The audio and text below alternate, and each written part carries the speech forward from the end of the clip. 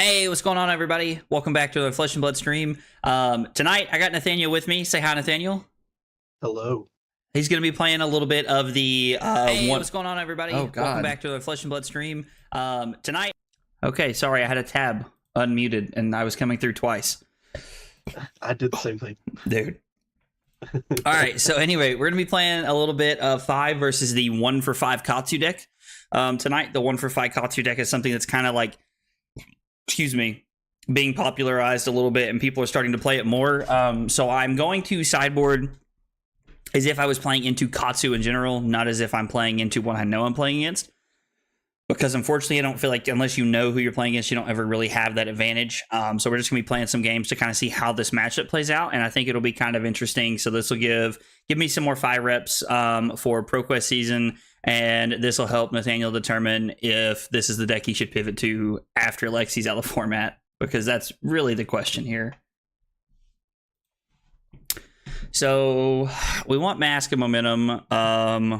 Furnace, Shuko, and Snapdragons are all correct.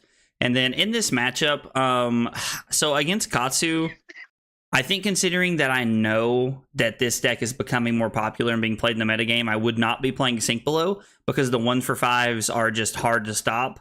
And Sink Below doesn't really help us with that. So I think knowing that, I think we're looking at adding Breaking Point and Ancestral Empowerment. Both of these cards race very well, and I think that they also play defensively very well, like into Nathaniel's game plan. So we'll leave out Command and Conquer's Energy Potions and the Sink Belows, and we'll just try to pressure him as much as we possibly can.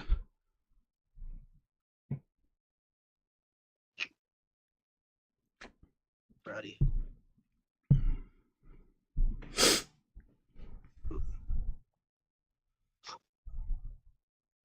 It's also worth noting that Nathaniel has Blazing Yori into us, which is a pretty neat card. Or Yoroi, however you pronounce that.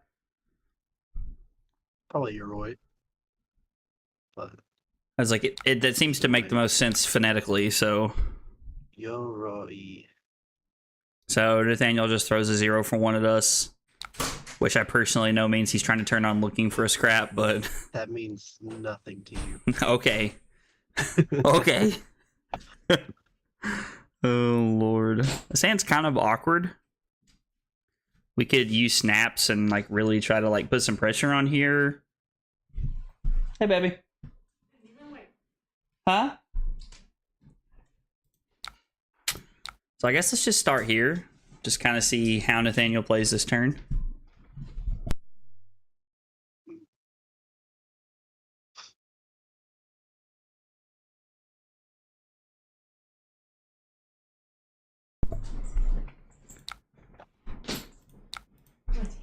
All right, so our first Kadachi connects here.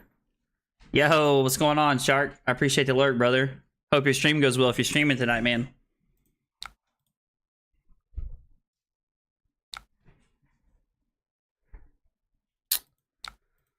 So, Kadachi. Let's...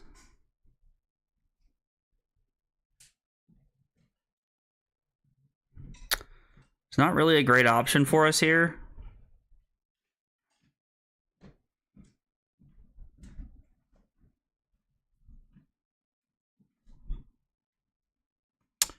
So if we pitch Salt the Wound to activate Fai, I just don't think that's correct. I think we're just supposed to throw our Blaze Headlong here for 4. Actually, no, it's better to throw the Salt the Wound for 4 here. And Nathaniel plays a lot of defense reactions here, so even if he says no blocks, we're probably not going to snap.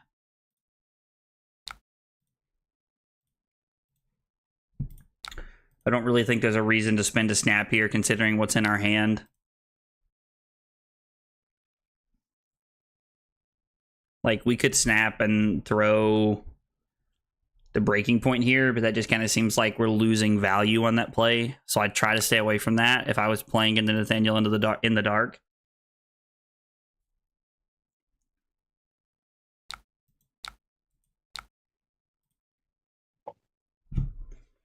Okay, this is a lot more interesting hand for sure.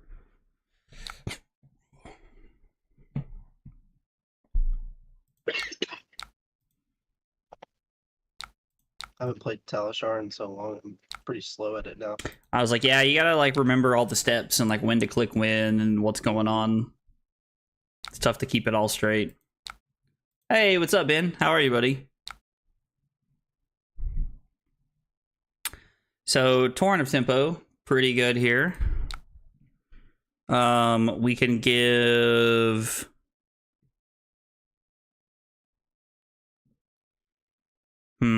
So if we give Soul Beat Strike and Furnace, we're stopping Mask and we're stopping the Take the Tempo effect.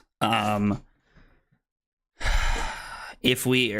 Or Furnace and Soul Beat Strike. If we give E-Strike in Furnace, we get to go Kadachi, Ronin headlong into Breaking Point, so I feel like that's a pretty decent line for us. We get to stop Mask here pretty early. Unless he's just like about to razor us and blow us out, which would be crazy. Want to play some Fortnite? No, Wilbur, tonight I'm playing Flesh and Blood tonight, man. This is my other hobby, man. I appreciate you stopping by though and hanging out. Appreciate you asking. You don't block and you break his bones. Listen, Brandon, I like where your mind's at, dude. It's kind of Flesh and Blood I strive to play at all times.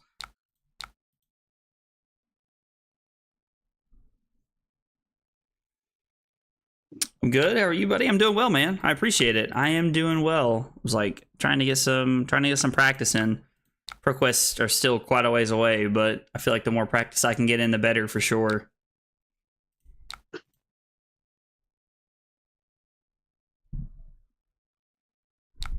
That 20-turn clock, bud. I mean, listen, man. I keep playing this weird Kadachiing game. You're lower than me first. I'll win that race. Oh.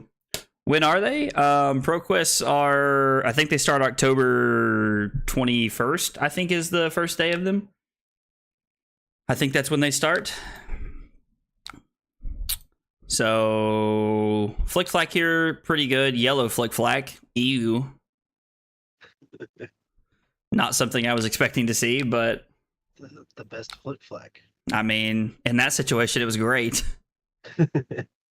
Yeah, so we got like right at a month to prepare for ProQuest season. So just trying to take this time to get some practice in before it starts. Nathaniel being able to block with one card for 5 points is insane value and very good for him. We have two options here. We can throw the Breaking Point as a 1 for 5. Or we can keep it and get a Phoenix Flame here. We're not threatening Mask, like we're not threatening anything super relevant. So I think just throwing the Phoenix Flame here is just better.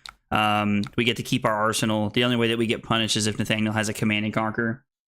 Have you locked in a deck for ProQuest season yet? So a month out, I haven't really locked in a deck yet. I feel like there are too many things that could potentially change to make me think, oh, maybe I should play this or play that. So I haven't really like locked in a deck yet. The two decks that stand out the most to me right now are Fai and Bravo. Those are by far the two front runners for what I'm thinking about for ProQuest season. But I was like, we'll see if that changes. I was like, the metagame is ever evolving. And with today's banned and restricted announcement, not really giving us anything other than that James White has decided to let Lexi peacefully go off into the night. So we didn't really get much from today's announcement.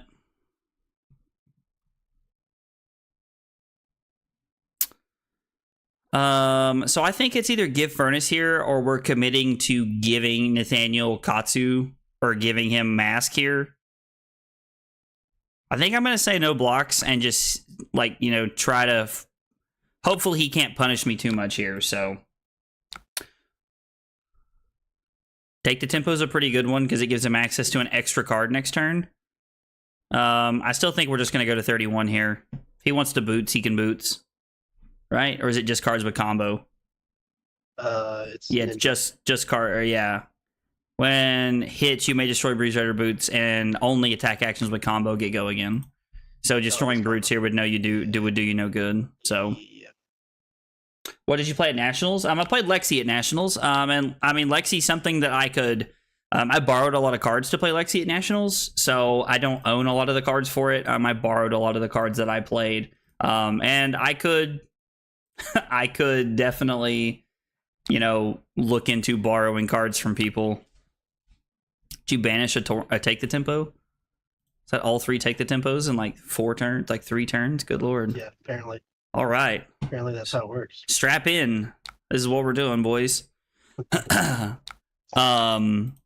So I could definitely play Lexi if I wanted to. I think that I just there's enough people that like I'm friends with in the community that would let me borrow cards.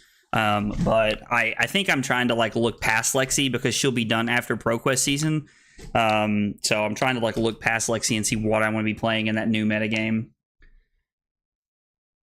I think the read from that announcement is also that they want Icelander to be gone, but they're not forcing it either. Yeah, like Aiden, I agree with that pretty strongly.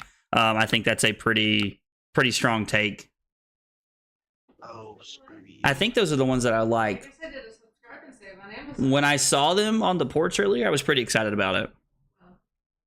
You're welcome. Yep. So we're forcing Mask here, so it's kind of weird because the card we drew is very good, but it's also very late on the combat chain, and it would only be a 1 for 4. So that's not really what we're looking to have right now. So I think I'm honestly just going to go for...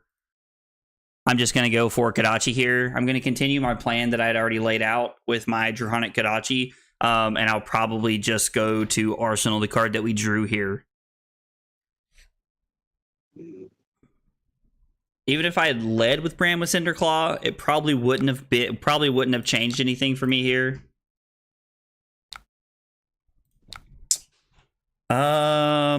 So this is an interesting choice that we get here.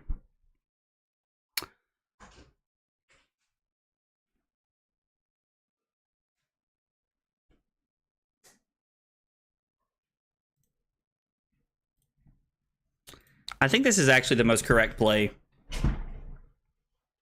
I think throwing take the tempo here and forcing Nathaniel either has to give us Blazing Yoroi here.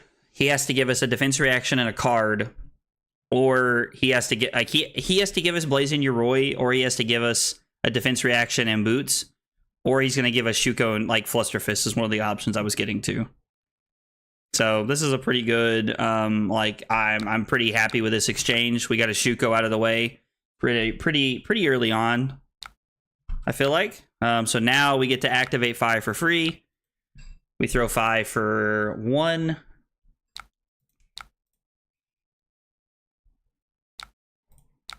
And then we get to throw Salt the Wound for 7 because of Shuko, which is pretty good. I mean, this is looking to be a pretty good Blazing Yoroi target. Now, I would assume that Nathaniel is smart enough to process that. That if I'm playing 1 breaking point, I'm probably on 2 or 3 copies, so he could hang out. He could wait for that card if he wanted to here. Or he could just dive in, take the value, take 2, go to 29, and then have his turn that is Kodachi, Threaten Mask. So I think it's just get it while I can. That I was like, that's very possible that it is. Like, this isn't Threatening Mask, so it's not like you need to give multiple cards here. And then we'll Arsenal our last card. And this hand looks to be sweet. I'm pretty much on the plan of not blocking here, unless Nathaniel just like really tries to like pressure me here.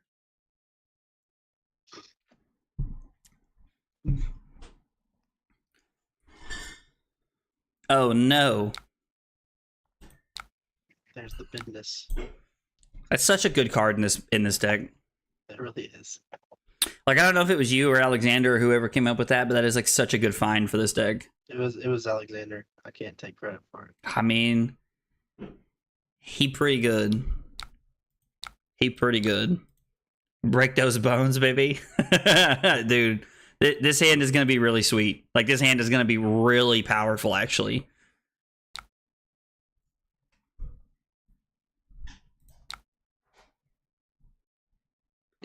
So my man's is about to hit us with this, put us to 21, and then he's about to throw his take the tempo at us. Right? You can play that this turn?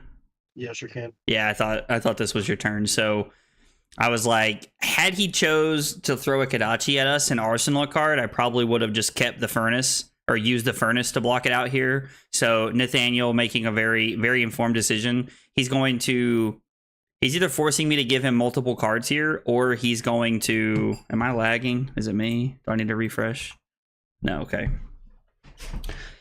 So he's forcing me to give him multiple cards here, or Nathaniel's just like going to take an Arsenal card and take an extra card off Take the Tempo. Value. I feel like this turn really showing like the explosive capabilities of the 1-for-5 Fai deck or Katsu deck. I think you might need to refresh or something. Oh, is that what's happening? I was like, I know, like Talishar does that a lot. Yeah. There we go. I gotta turn off Breeze Rider boots. What the heck? Yeah, when I play Katsu, it's like one of the first things I do.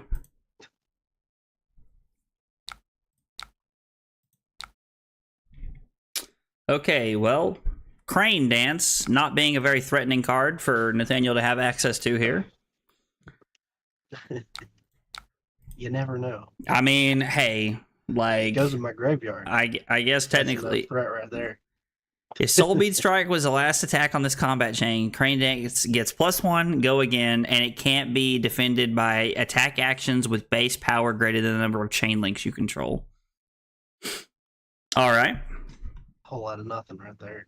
I was like, man, if that's where you're wanting to start your turn, deal. So we start off by throwing the Spreading Flames at Nathaniel, and then we have multiple cards here that are going to get pumped. This is going to be a very good turn. We're probably going to take... Nathaniel is going to have to block very strategically, or he's going to be forced to give us probably 3 cards here.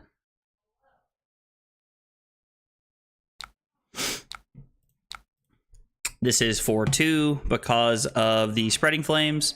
So Spreading Flames is already a 1-for-4.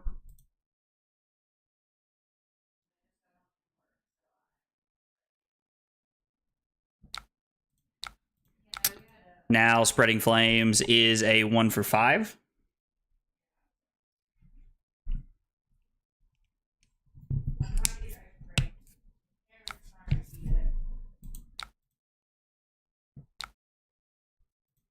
Okay, Wax On. Yeah, Wax On's a very good card in this matchup. So now our Spreading Flames is a 1-for-6. Because Kadachi's work that way, which is awesome. Or I guess Brand with Cinderclaw works that way, and that's what makes that awesome. So the second attack here, making this still just a 1-for-6. Coming in for 4 here, making our Spreading Flames a 1-for-7. And this is also a 4-point attack that threatens Mask.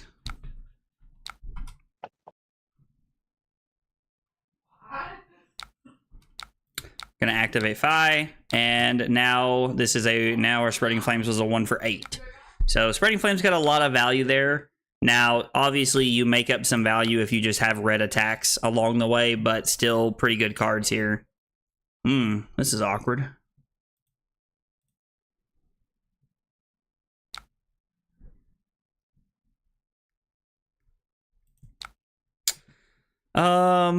So we don't need to block this by any means here. Like, we don't have to block this. This isn't something that demands to be blocked. We're at 16, so we still have some life to give. But the problem is that our hand's not very explosive. 1, 2, 3. So we'll just take 2 here. Go to 14. If Nathaniel wants to boots and Katsu here, then so be it, in my opinion. That's just kind of how it's going to have to be.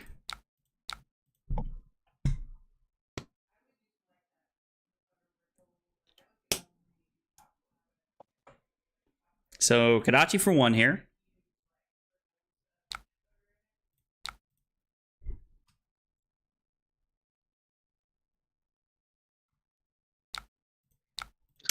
Grandma Cinderclaw for 2 with go again. Also makes our next thing Draconic, so we're looking to... More than likely in this situation, if your opponent does this and then goes into a... if your opponent plays a brand here, in this situation, if you're playing against Fai with playing Kodachis, it's more than likely going to be a Kodachi here just because of how their plays line up. So Draconic Kodachi for 1.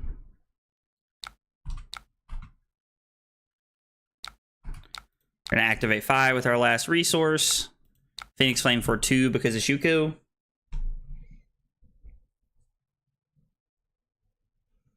And then Nathaniel probably has to think about blocking this if he doesn't have a defense reaction here.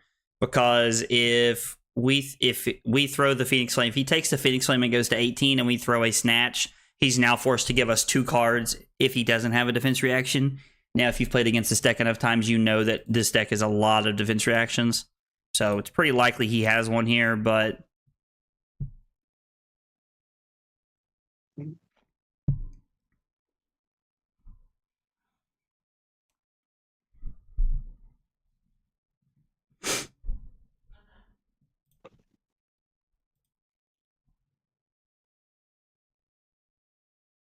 I think I got to keep up some pressure. Giving me Mask here. Interesting. Not something I would have predicted.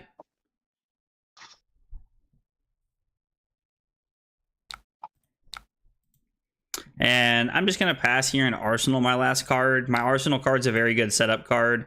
Now, we drew absolute garbage, so... This hand is just going to be block everything that Nathaniel does. Because this hand is not good at all. Like, we might keep 1 card here just to have a 0 for 4. I mean, I guess technically we could pitch this for Kodachi into... We could pitch Lava Burst for Kodachi, pitch Snatch to activate Furnace, to play the Flame Call Awakening to go get another Phoenix Flame. Like, I don't know. This just doesn't really seem like... This doesn't seem like a hand that's worth keeping. If one of those Lava Bursts were a blue, we could probably talk about this, but we have a lot of non-go-again cards in our hand. We have 3 non-go-again cards in our hand with no Snapdragon Scalers.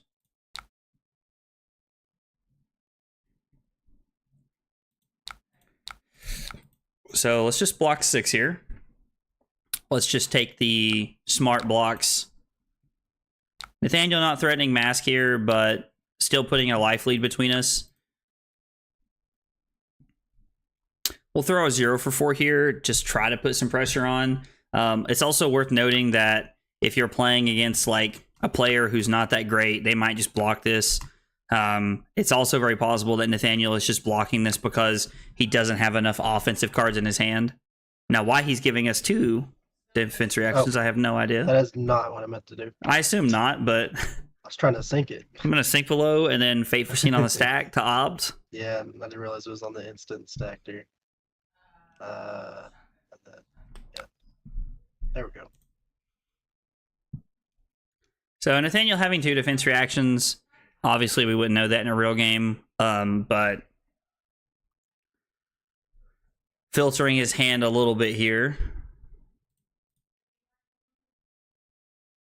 There's currently not a 1-power attack, or there is a 1-power attack in Nathaniel's graveyard, so we do have to watch looking for scrap the rest of the game. I mean,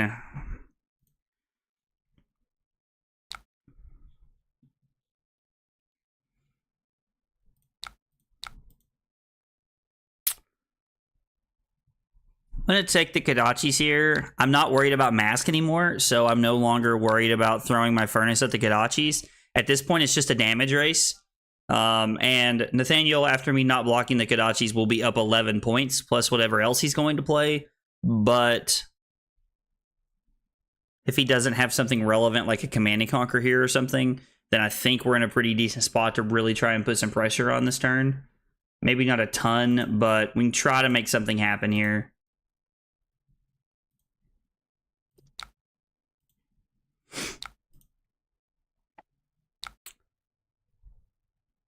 Fluster Fist for 2. I mean, I'm not going to block this, and maybe this is Breeze Rider Boots here for Nathaniel. Didn't see that coming, I have to say that.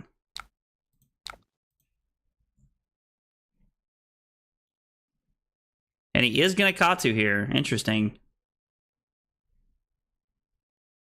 Razor Reflex is not something I would have expected out of this deck.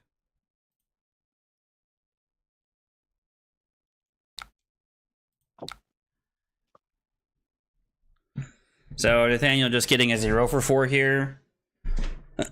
So I can give Furnace and take 3, go to 3, which means I can still take both of the Kodachis.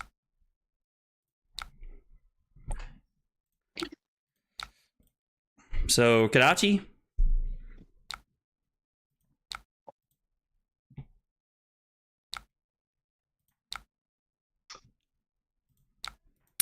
Kodachi. Thanos going to take both of these.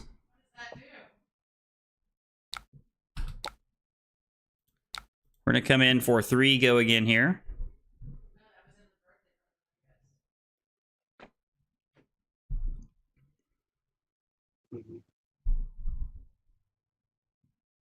What'd you say, buddy? I think I just mumbled. Oh, okay. I didn't know if you were... I just went, I was just making sure you weren't saying something. No, you're good. I haven't said much. Alright, so we get a card out of Nathaniel's hand. We're going to play Flame Call Awakening, go get a Phoenix Flame. This is for 3, go again here. Flame Call Awakening really looks to be a card that extends chain links for you, so it is a pretty good card overall.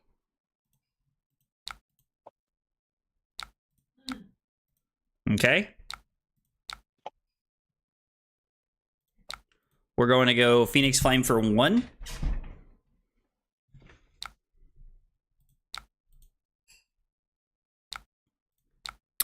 We're going to activate 5 for free. We're going to go 5, go again.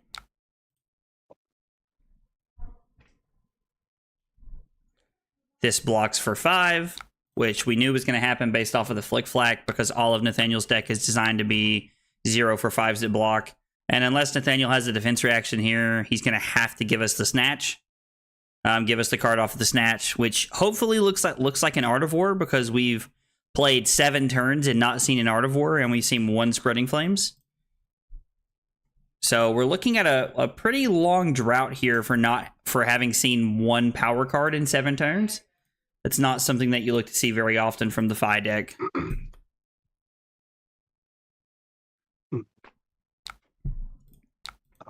Let's see. Let's do that for now. We'll just go ahead and arsenal this last card.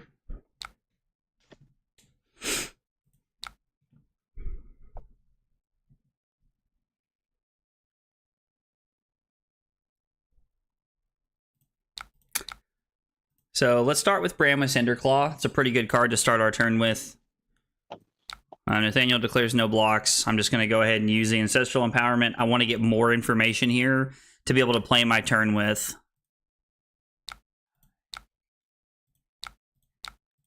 So Kodachi for 1.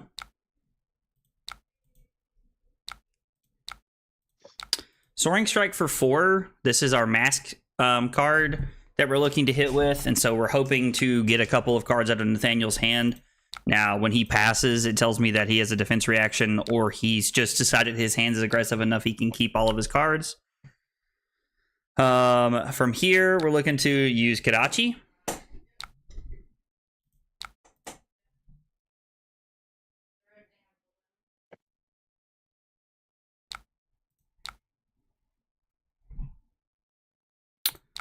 We're going to activate Fai, come in with Phoenix Flame for 1.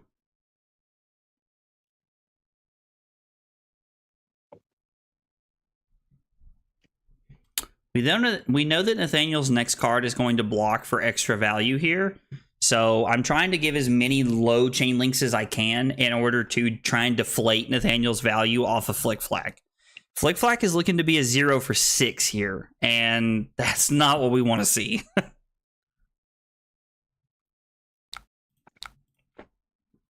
Okay, so Nathaniel just takes the value-oriented block here.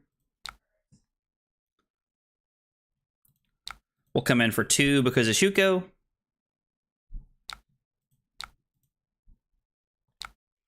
Put Nathaniel to 11, and we'll just go ahead and pass here.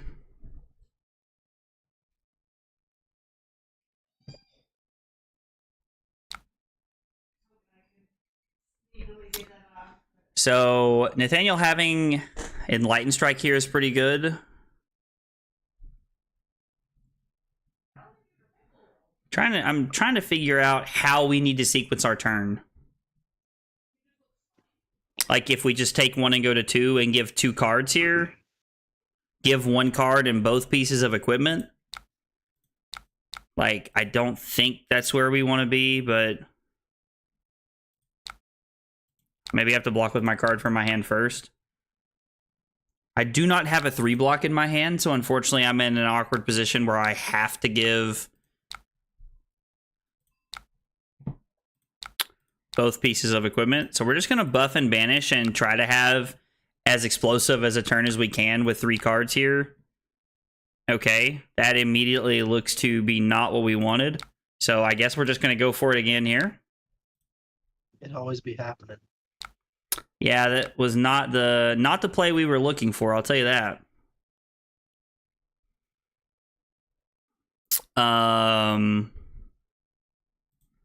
Yeah. I mean, yeah. So, Kadachi for 1. Rising Resentment for 5.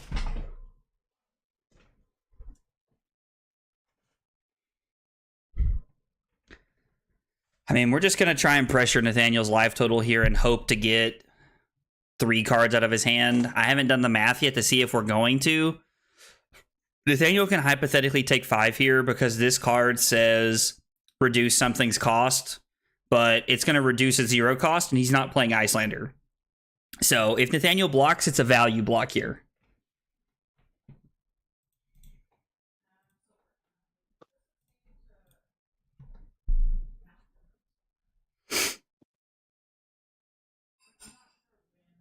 I kind of feel like it goes without saying when I'm playing Flesh and Blood, but all of the things that I'm saying are happening are things that I'm thinking. May not be what Nathaniel's thinking. It may not be what my opponents are thinking. And, I'm pretty open about this, but if I make a play or you guys have a different line while I'm playing and you guys think something would be better, please point it out. I would love to know. I like to interact with the chat and kind of talk to you guys and see what you think might be better. And if you've watched enough of my content, you know I am not the best player in the world. I make mistakes, and sometimes I just do some dumb stuff. So, if you guys see something, please point it out. I got the Phoenix Flame here instead of activating Kadachi because the Kadachi's for 1, the Phoenix Flame is for 3. Now, Breaking Point being an active 1 for 7 is pretty cool. Now, again, he has no arsenal, so this isn't really super value for us, but it is pretty good.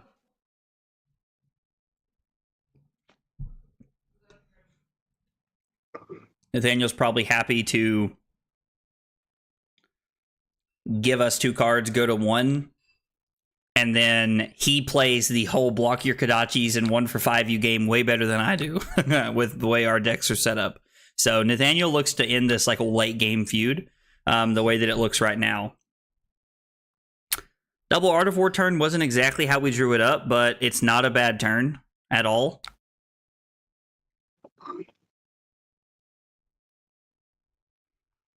Okay, that is... Yo, DNS LM10. I have no idea what your name means, but thanks for the follow and kick. I appreciate it. Hope you're having a good night. So, this is a really awkward hand here. Like, if we had 2 3 blocks, we could go to 1 and then throw 3 cards at Nathaniel and really make his hand a little awkward here. But seeing that we can't, Oh my gosh. Capone17, thanks for the follow on Kick. I appreciate it. Appreciate you guys hanging out.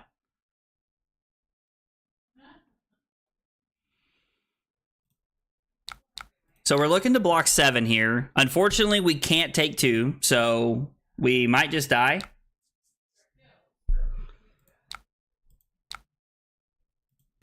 Like we would just die if we only blocked with 2 cards there. The way my hand lined up, I didn't have 2 3 blocks. So what we're gonna do now is we're gonna block 7, stay at 2, so that we can still take one of Nathaniel's Kodachis. Although, admittedly, we do have to be worried about our Razor Reflex from here because he's shown us one. Now, that could be him playing a one of to like really get in my mind. And if it is, I tip my hat to him because that's a very smart play and just a good overall thinking exercise. I'm a bot looking to help you get a sub button on Kick. Well, I appreciate the offer, but I will not be buying followers. I've never been a person who buys followers or buys subs or anything like that. So I appreciate the offer, man, but I'm gonna have to pass. Always been a big believer in building a community and making friends along the way. I want, like, if you're hanging out watching me stream, I want it to be because, you know, you like watching me play games and you like hanging out with me, not because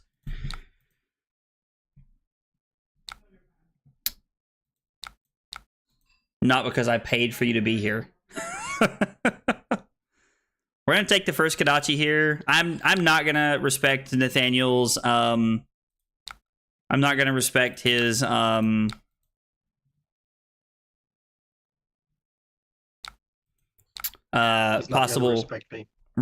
possible Razor Reflex. I'm gonna respect Nathaniel. He's my friend. Let's just clarify real quick because Nathaniel's over here stirring the pot.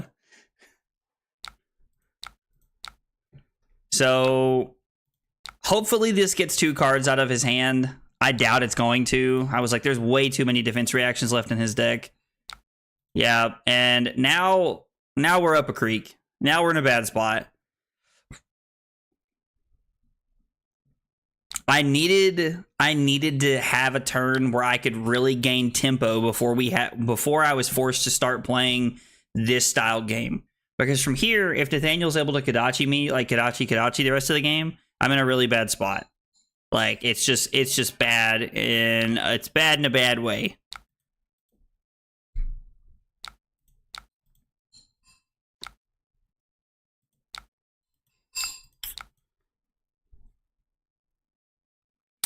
So I'm blocking with as many of my 2 blocks as I can here early, because if Nathaniel has a Command and Conquer or any 1 for 5, I want to be able to cover it up. There's also some possibility that Nathaniel just does not have an attack in his hand. It's not super likely, but it is possible that he's stuck with like 2 sigils in his hand, or a sigil and a, you know, something else. So we're gonna block here. Yeah, lucky. I mean, yeah, you not having a 0 for 4 is actually very convenient for me because it means I still have an opportunity to play the game. It means he probably arsenaled a sigil if I had to guess. And him having a sigil in his hand, like, he's played 1 already. So, like, there's probably 2 more in the deck if I was going to, like, take a stab at that.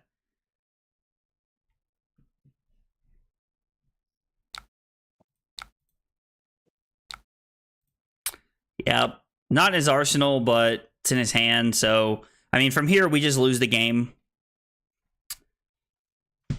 Like, honestly, I think a big part of us losing this game early is that we played a very fair Fi game. We didn't do anything dumb. We didn't have any, like, very explosive turns.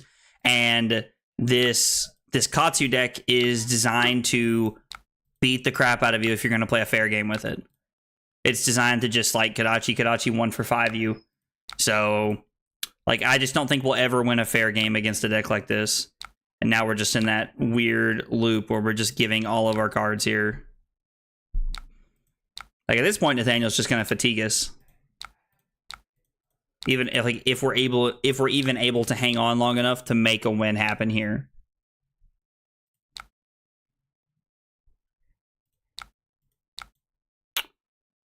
Okay, well, at least all of his attacks have been garbage at the end of the game. So, honestly, I was like, that's cool. Although if Nathaniel ever has a good turn, he can literally just say no blocks and go to 1, and then just throw multiple attacks at us and kill us here.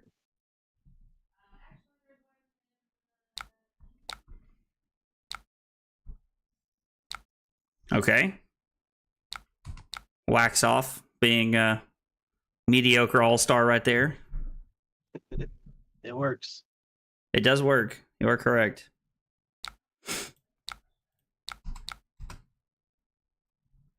So, block breaking point here. Not that it really matters. This is the only hand I think we've had all night where we have all 3 blocks. Now, as a 5 player, I'm not expecting to have an all 3 block hand. It's just not a real thing here.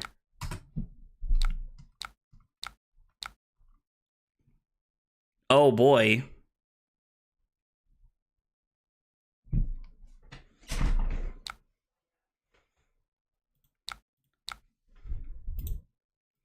Well, we're about to make this real interesting. There we go. Makes your 2 blocks 3 blocks at least. That's right. Now we're blocking for 3. Value.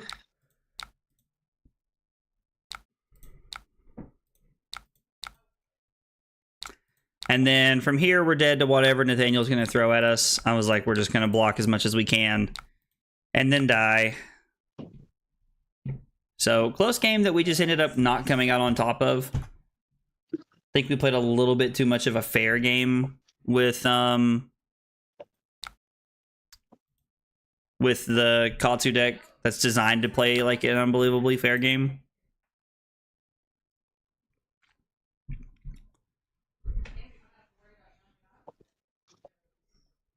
Nathaniel's deck having Blazing Your Roy is really good. So honestly, a lot of pieces to Nathaniel's deck that are very solid. I guess we're gonna block like this. The one card that we're really focused on keeping is our Spreading Flames on turn 0.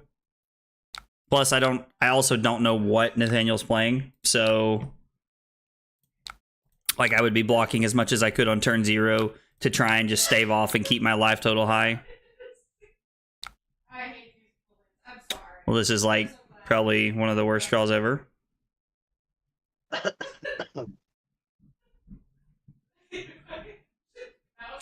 I mean, we can salvage this in some way. Make this like hand at least a little serviceable here. It's not great by any stretch. What'd you say? I just sneezed. Oh, okay. Bless you. Thank you.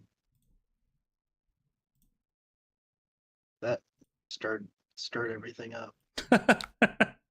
I've been there. I know that feeling.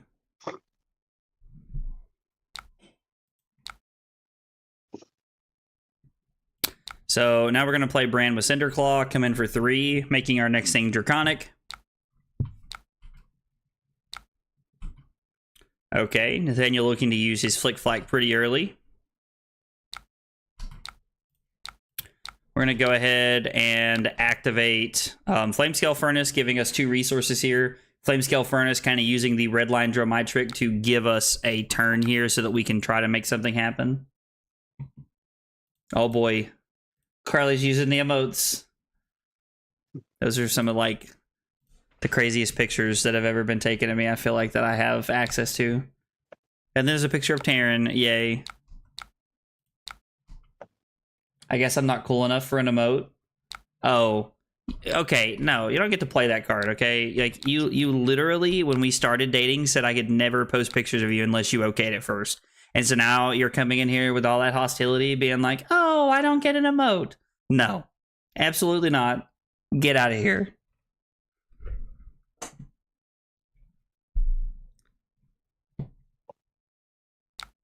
This hand looks to be pretty good. So I'm probably just going to take Nathaniel's turn here and hope that we can turn our hand into something that's kind of decent.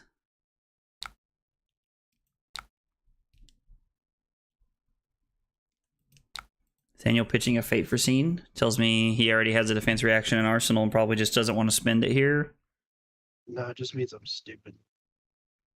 Okay, well, I guess that's also an option. I feel like that should be the first option. I don't feel like that should be the first option. So Soul Beat Strike gives go again. This is a weird one that I kind of want to block, if I'm being honest. But I have a very good hand.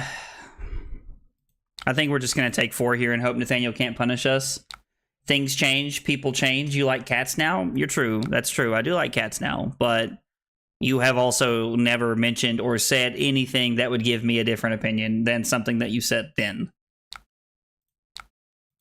And if you want an emote, stop being so passive-aggressive about it and just say that. Good lord. You're sitting in the other room, for Christ's sake. Just say that. Oh. Hey, Michael, what's up, man? Hey, Zach, been enjoying watching your Fi streams. It's been interesting seeing how you confront the different matchups. Still got my Even Bigger Than That. Love that card too much. I mean, dude, Even Bigger Than That's a really good card. Like, that is a very, very good card. Did you discard Flick Flack? What, you about to combo me?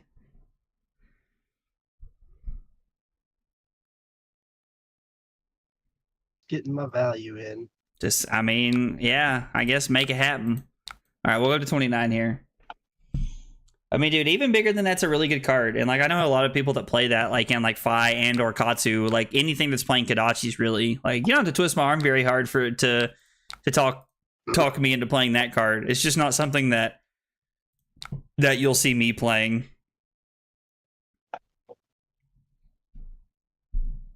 It's a good card, though. Definitely understand why people play it. So we'll just go ahead and do this and see what we draw.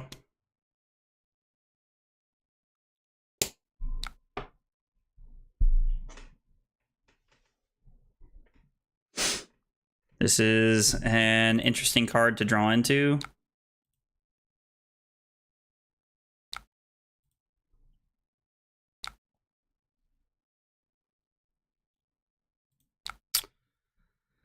So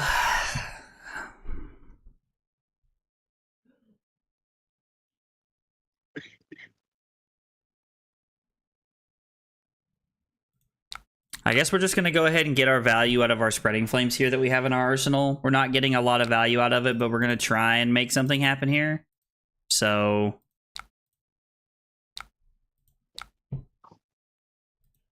and then we'll go Flame Call Awakening, get a Phoenix Flame, shuffle up the deck a little bit, makes things a little bit better.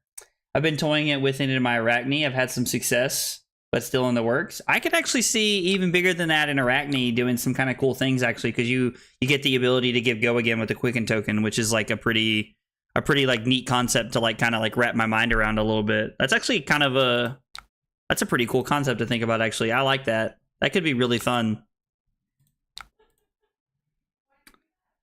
Phoenix Flame for 2, activate 5 for free, and then we'll go Phoenix Flame for 3 here because of Shuko, which would essentially tie us up here with Nathaniel if he decided to take this because his hand was good enough. Now, we're not threatening Mask here, so Nathaniel could go to 29 if he has blue 1 for 5 and a defense reaction, because blue 1 for 5 and defense reaction allows him to go Kadachi 1 for 5, and then Arsenal's defense reaction. So what are these hands? That's what I say every time I draw up with this deck, honestly. I swear some nights the Talishar like algorithm just decides to tell me to get wrecked. Oh Lord. God. Yeah, like this is so bizarre. Like now I'm playing your game plan. Mm-hmm. Block, throw E-Strike. I didn't realize I was playing Oldham. Like I did. Clearly that's why you won the last game. You knew what decks what we were playing.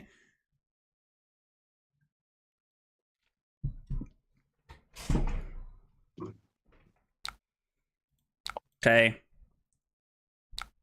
So Nathaniel takes 4. Okay, now this is a hand that does not play well into our Arsenal card, but it's honestly not a bad card here.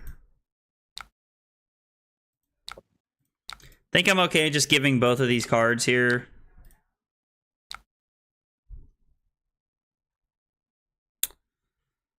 I mean, I guess if we give him Mask, he's going to Katsu.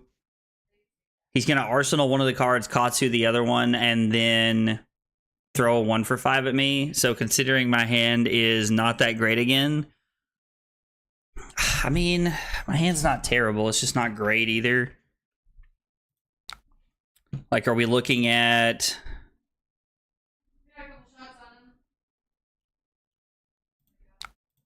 I was like, yeah, I did a good job. I think this is what we want to do. We get to block 4 here, get our first like points off of our furnace. We're only down 2 points in a very close game.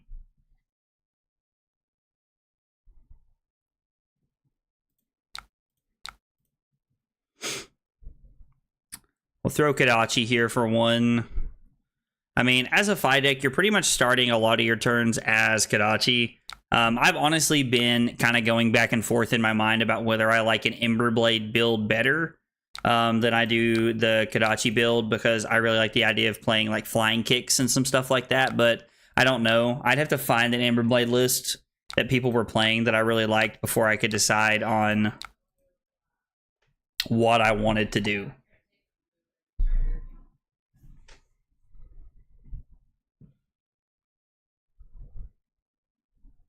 Stop that.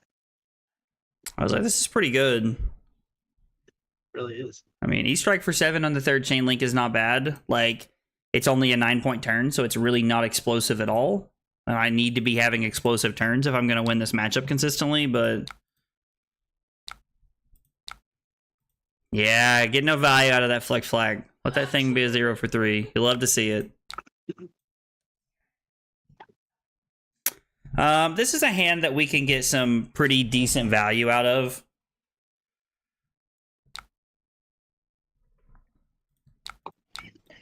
So we're probably just going to take whatever Nathaniel's doing here, unless he does that. Yeah, that's whenever you say that is when the Command and Conquer comes out. Yeah, honestly though.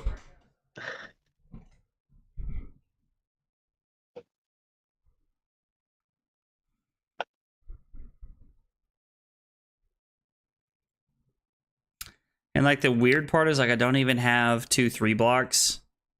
Ugh. Give me the shoot go. Well, that's definitely not going to happen, but Give me the furnace. now that I might have to do here.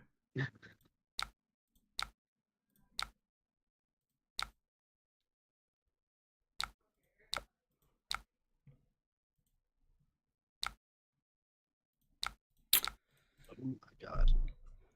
What?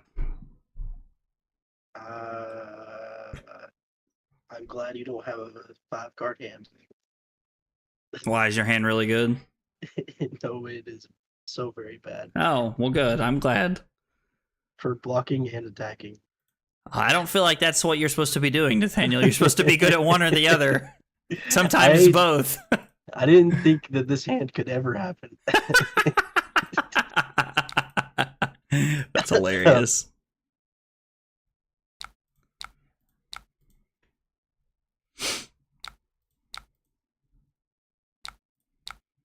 And then we'll throw a breakpoint here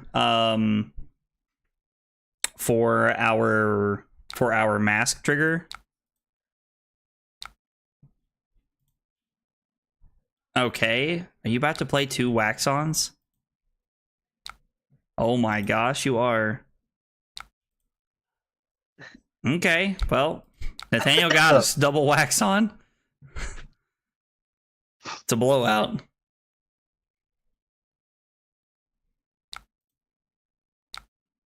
What the heck? That was my hand.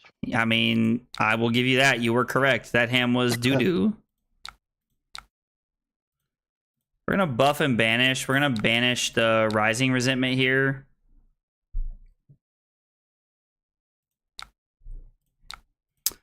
The things that we drew into are not too bad here. This is a pretty decent hand. This will allow us to kind of like really put some pressure on here.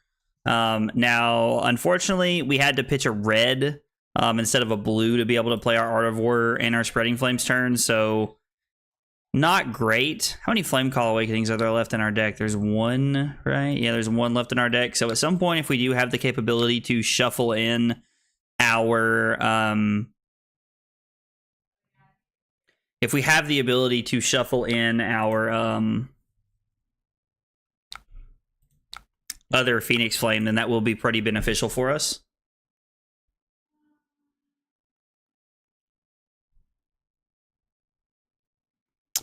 Have to use the Brahma Cinderclaw on our second Chain Link here, which is kind of awkward. It's not really where you want to be, but... Brahma Cinderclaw could make some of your less explosive hands very powerful, but some of your hands that aren't super explosive pretty bad. We'll go Kodachi here for 1.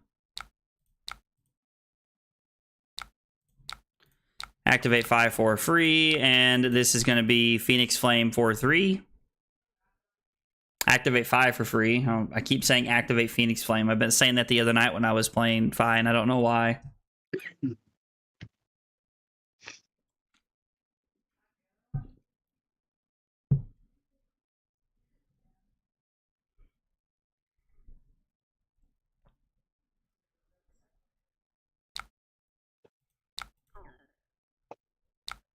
So Nathaniel gives us a card, and then our Lava Vein Loyalty will be for 4 because of Art of War, Spreading Flames, and Shuko.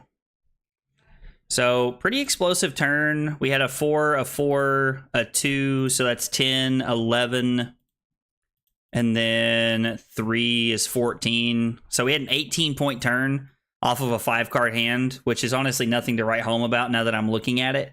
Like, it's a pretty mediocre hand, honestly.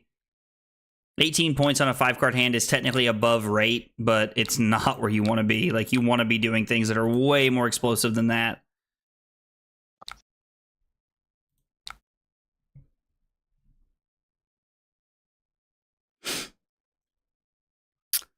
This hand, not good.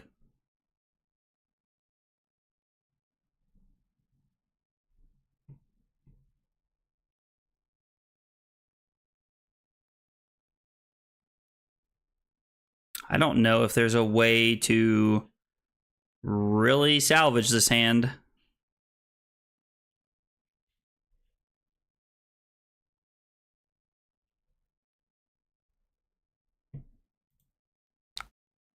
Yeah, this hand's not great. I think that's really all there is to say about this hand, is that it's not great. Dang.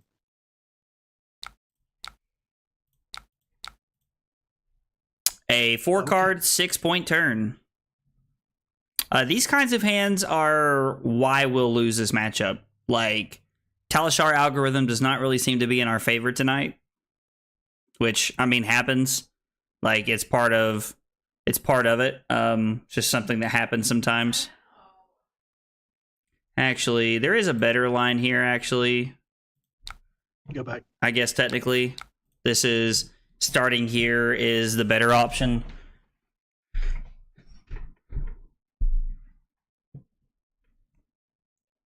This gives me some kind of play here and potential to make a turn happen.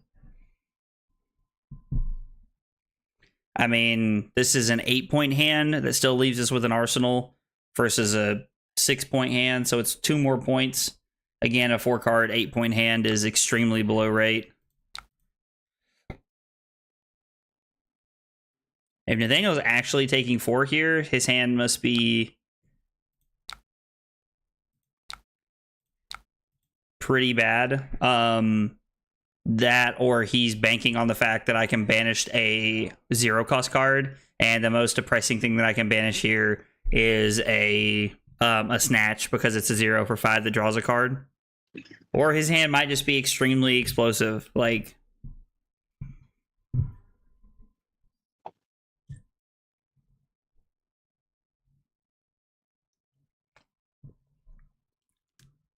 oh, something on my glasses. How did that even happen? That's frustrating.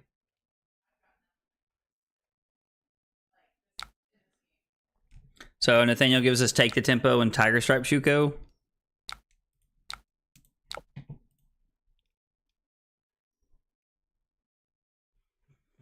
Okay, this hand looks to be very valuable for us. This has a pretty decent. This is a pretty good hand here. So we're probably just gonna say no blocks to whatever Nathaniel's doing this turn and kind of just let him have his turn. Now, obviously, he would have no way to know that, you know, like other than the fact that I'm just talking out loud while we're on Discord.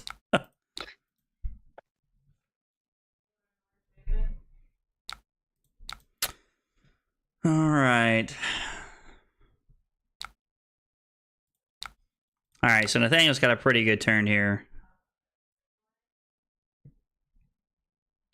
If he's not even using the second Kadachi, it means there's something else he wants to use.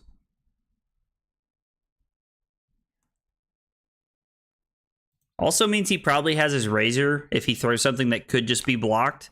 Now, obviously, I don't know that Nathaniel has a Razor. Like, if this is like, you know, our first game playing or whatever, but I know that Nathaniel has a Razor. I'm not going to play like I do, but I do, and hopefully I don't subconsciously let it affect my gameplay. This is looking to be pretty good here. The mask hit is not very relevant. Yeah. Wait, can you still just play that? If it's an attack action. So that's pretty convenient for me. So we're going to go buff and banish, and we're going to banish the brand here because we have some red cards that we want to see played. This was not a good exchange for us.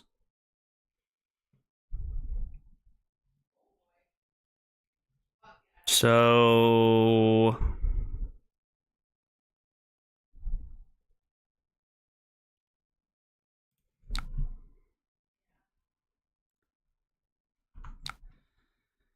huh.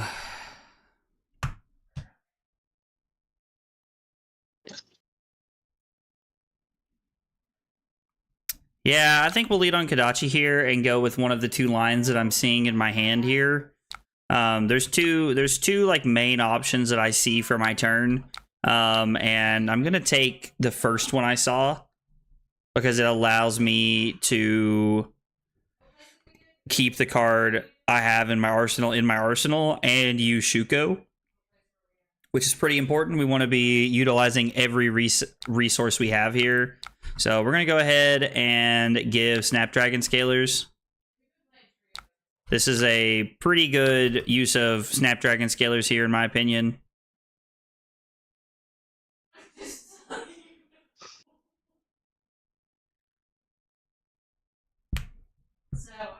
Five go again. Depending on what's in Nathaniel's hand, makes him think a little bit probably about what he wants to do here. We're going to activate Fai. Ooh, wait, what? Ooh, so I shouldn't have thrown the Kadachi? So I was making a mistake, actually. So I guess I can still throw this as a 1 for 6 here. Yeah, I guess that's the play here, is just to throw my breaking point as a 1 for 6. I calculated incorrectly. I would have lost a point, but I would have made 2 more points had I not attacked with the Kadachi, so I would have ended up... So I would have went down 1 and then up 3, so I would have net 2 points had I attacked correctly. I just miscounted my resources. All right, so Nathaniel decides to lose his Razor and just take 1 here. I think that's a pretty decent play.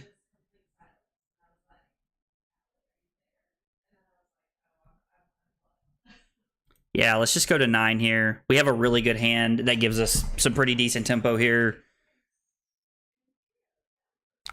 I think, like, obviously, like, I don't know if we're going to win this game. Like, this game is a long way from over, but I think we're moving in a direction that kind of starts to put us on the front foot, just the way our hands have lined up here. We're going to put a lot of pressure on Nathaniel this turn and really force him to make some decisions.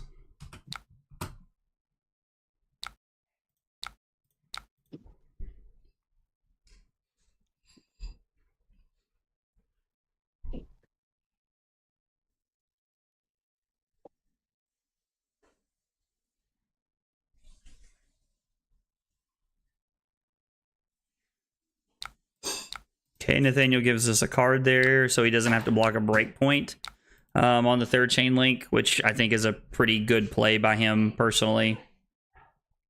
Spreading Flames making our Kadachi for 2 here look pretty good. Pretty good.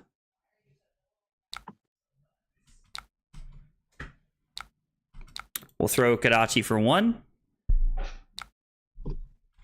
Nathaniel's going to take that. We're going to activate Fai to get a Phoenix Flame. We're going to come in with Phoenix Flame for 2. Nathaniel can give us Mask here if he'd like to, which is a pretty decent play for him considering how his deck lines up. And then we're going to throw Lava Burst for 7 because of Tiger Stripe Shuko here.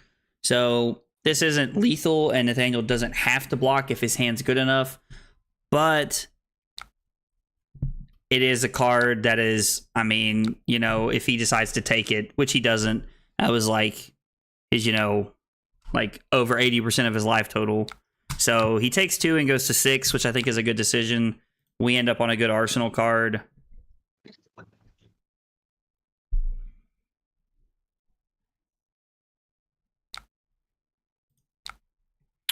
So Nathaniel goes for buff power here, which is interesting to me. So we have a couple of options here. We could go to 2, which I don't think is a smart decision. We could block with the Lava Vein Loyalty, take 4, go to 5, and then still have all of our equipment. And then our turn is...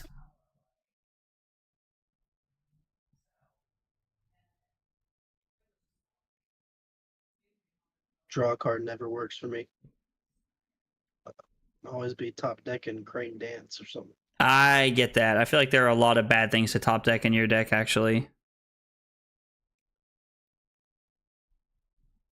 I mean, we could commit to the concept that we're just basically never going to get Mask again and take 5 and go to 4 and keep our hand here.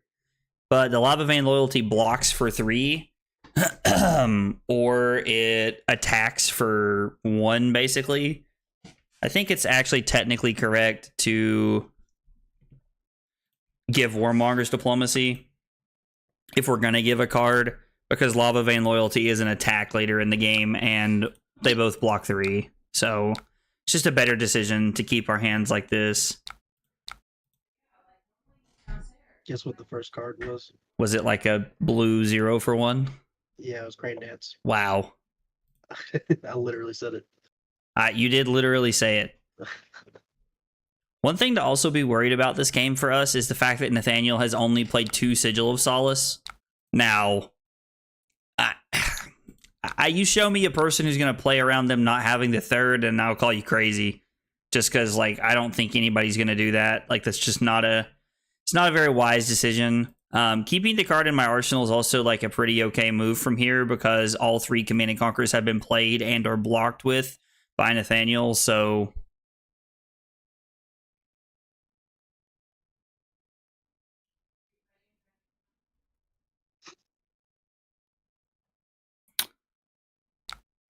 I like these, like, blue 1-cost power attacks late in the game, because I think it gives you, like, a very solid...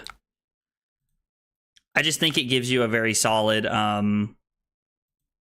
like, it's forcing Nathaniel to decide how he wants to block over the rest of the game. And at the end of the day, like, that can be a little awkward for him. So let's come in for 2 because of Shuko. Like, the lower Nathaniel gets, the more, like, those, like, 1-cost attack, or those 1-power attacks become way more relevant. Also, something I just thought of, and I don't know if anybody has in the chats tested this or not, but, like, looking for scrap might not be bad in our deck.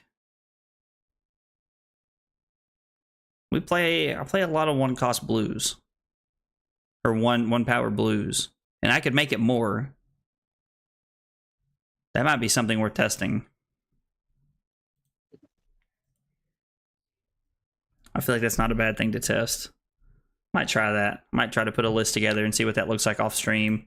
Try it a little bit, see if it's total trash or not.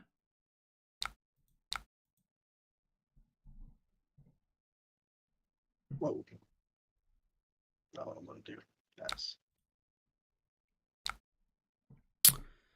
So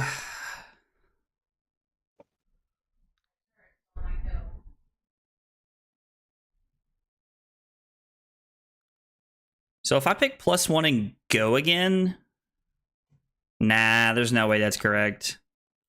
We're just gonna have to go buff and banish here like we always do. Living by the seat of our pants.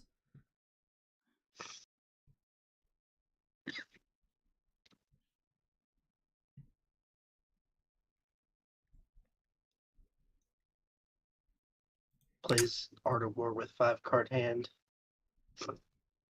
By Listen, the seat of his pants. I was like, listen, living by the seat of your pants is all about perspective, Nathaniel, okay? I'm sure Michael Hamilton considers it living by the seat of his pants when he's only up by 15 after the second turn. I think so too. Having the ability to come in for 5 here with the Soaring Strike is like we're just like really making the start of our hand look pretty good here. I am going to go ahead and push this through just because I want to draw my extra card. Immediately rewarded for making a good decision here.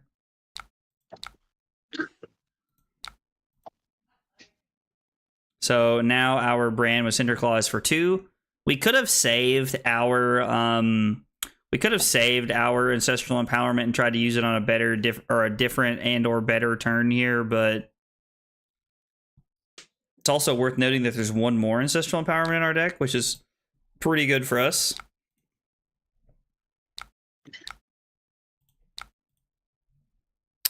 Come in for a 5 with go again.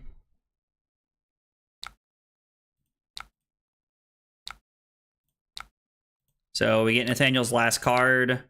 We're going to come in with Kadachi. Put Nathaniel to 1. And then we're going to activate 5 for free. And then we're going to come in with Breaking Point for 6. And even if Nathaniel has another defense reaction, he can't stop all of this. GG's. It was a good game, man. AVPT 13.42 that game. A lot higher than it was last game. Mine was a little like close to 14 last game, and this one it was 12.9. Yeah, that seems. I was like, yeah, I think that like mine was like 9 something last game. Like I think like that'll like that number probably tells you the big differences in the in the matchup. Mm-hmm.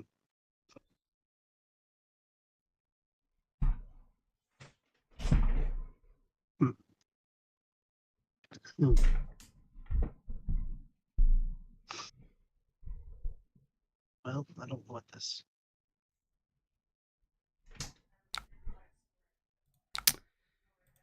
So I guess we'll just block 5 here. Just start out our turn pretty efficiently. Again, playing in the Katsu in the dark. I would honestly seeing Tiger Stripe Shuko would immediately make me think that they're on the Tiger Fai or the Tiger Katsu. That's like that would be my first thought here.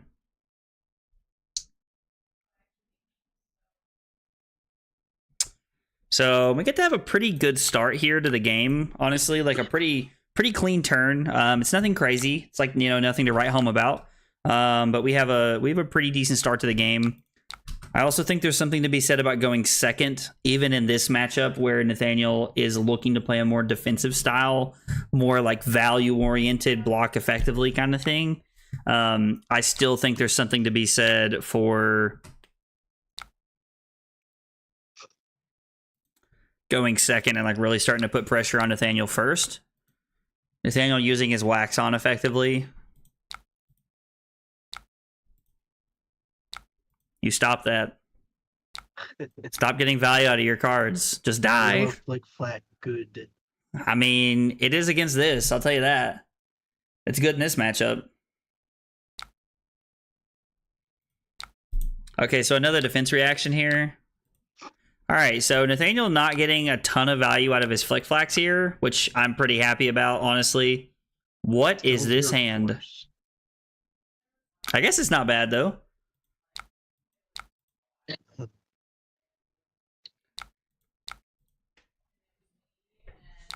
So Nathaniel's hand was definitely better to like use the red flick flack and throw a 0 for 4 at us, but it would have given him the 0 for 5 effect off of flick flack, but he definitely made the right decision there. All right. Let's try to go ham a little early here, see if we can really start to like push the tempo here.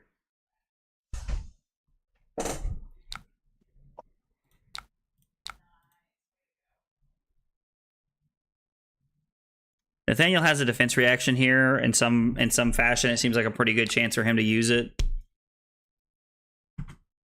That is not what I wanted to draw at all.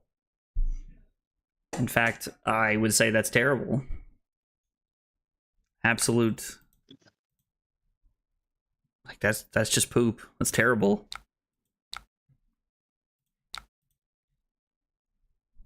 Actually, that's incorrect. Let's go Kadachi's first. Is this the spice? I mean, I don't know if I'd call it the spice, Taylor. This is me just like trying to see if Fi is good enough to play it ProQuest season, but this is Spices over here. I was like, Nathaniel's playing the spice. Nathaniel is definitely playing the spice right now. You guys working on anything cool for ProQuest season, Taylor? You guys got some like big cool blowout things that I'm just gonna see at ProQuest season and be like, blah, blah, blah, blah, blah, blah, blah, blah, blah.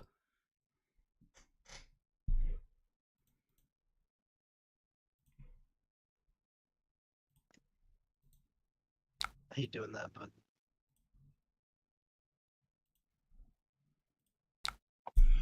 I mean, I think it's a pretty effective play. Pitch Soul Beat Strike will activate Fi here. We'll go get a Phoenix Flame. Phoenix Flame's coming in for 3 because of Shuko.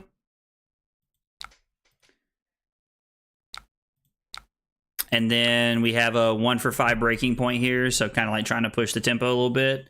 Nathaniel could just give us Blazing Your Rory here. Nope. Once the BNR came out, I'm just playing the same AD as Nats. I mean, nothing wrong with that. How'd you end up doing in the calling, man? I was like, I don't think we ever really got to catch up about that.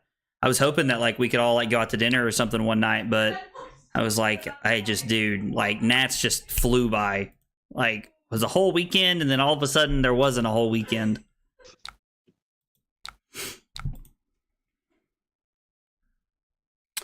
This hand's interesting.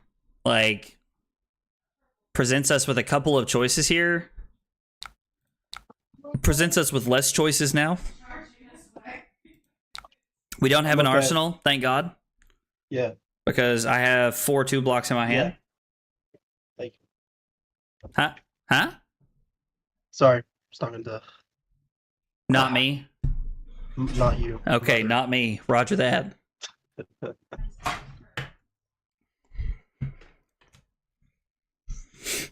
So we're just gonna take the Command and Conquer here and go to 29. I think that's a better play because we can have we could have an 11-point turn, or I mean, I guess we could have a better turn if we really wanted to try and get like kind of fancy here. I ended day 1 at 7-1, and then went 1-3, and I dropped for round 13 after my tilt. Yeah, I saw that you tweeted after Nationals that you said like you just felt like you were kind of like just fighting the deck all weekend, and that you were just like it didn't really feel like you and the deck were like really jiving or anything. So I saw you talking about that on Twitter, which I mean I've been there. Like it's tough to like it's unfortunately sometimes it's just a game. Like you play, you practice, and you do all these things, and then like one day you just play and you're just like, well, like just. That's how it goes. Drew crap today. Come back and try again the next time. Me and Lexi were in the middle of a fight during Nats. Oh. Happens to all of us, man. Happens to all of us.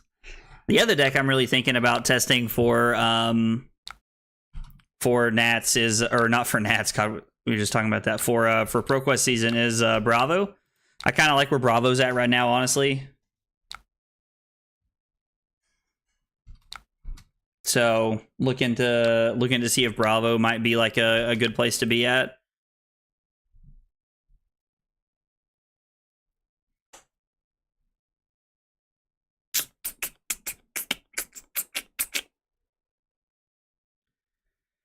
Go again. That. Yeah, it's like not a great hand. Or I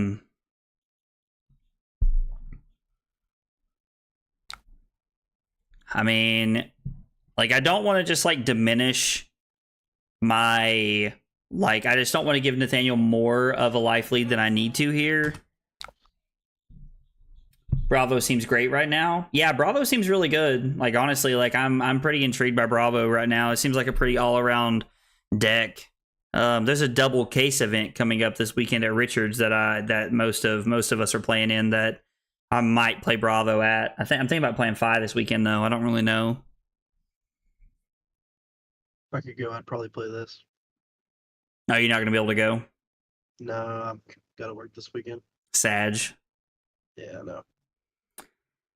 So like nothing in my hand having go again is very awkward here. Like it kind of just feels like it's block 4 and Dang. throw 7. Like Nathaniel gave us a turn where we could like really try to make something happen, but I just don't think like maybe that hand was more explosive than I realized, and I just didn't take enough time to like really sit and figure it out. Most of the time, if you sit and look long enough, you will find plays that you did not know were there. So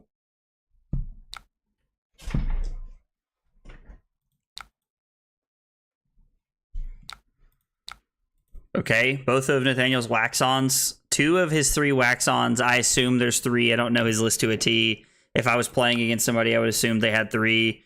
But his wax-on's coming at a relatively decent time.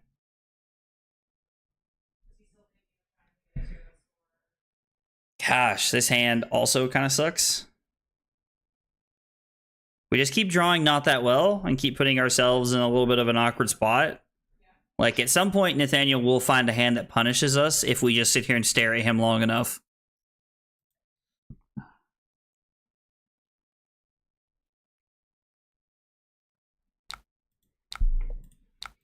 So let's take 1 off the Kadachi.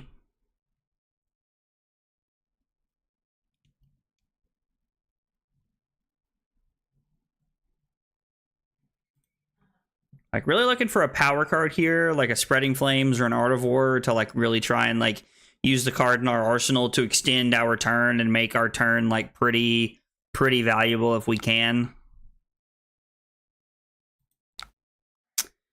So this is just a 1 for 4 with no go again, which is actually kind of nice. Because that means that our turn cycle was... Oh, no. That's bad. Again, there's never a world where I'm playing around that, ever. Like, I'm just not going to play around that card, like playing into Nathaniel. Just not one of those things that's going to happen. Especially with this deck. And what'd you say? Said, yeah, you can't. Yeah. So this is Mask here, so I think that unfortunately we have to give both of our cards here to stop Nathaniel from getting on an arsenal. Because when Nathaniel gets on an arsenal, he's kind of like trying to play like a Oldham-y style plan where like the more time he has to arsenal, the better off he's playing. I guess Oldham, or if you're talking about the more recent metagame, we're looking at Fatigue Briar. Any deck that's really looking to play more like a mid-rangey style game really plays well off having an arsenal. So I'd rather just give 5 block here, and I would have blocked with a card in my hand if I could have, but unfortunately the Phoenix Flame does not block.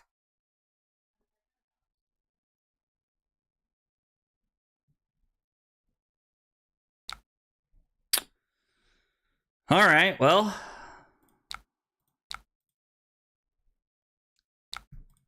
I guess this isn't exactly what we're looking for, but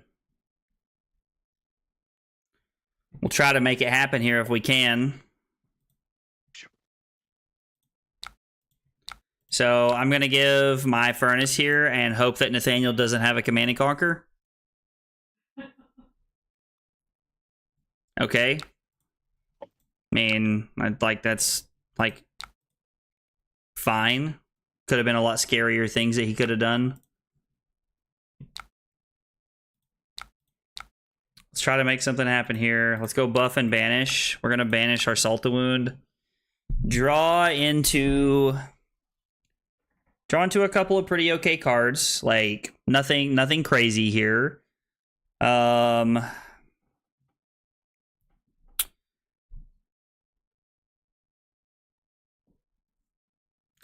So let's start with Kadachi. I think starting with Kadachi is pretty much a safe place to start. As a ninja player.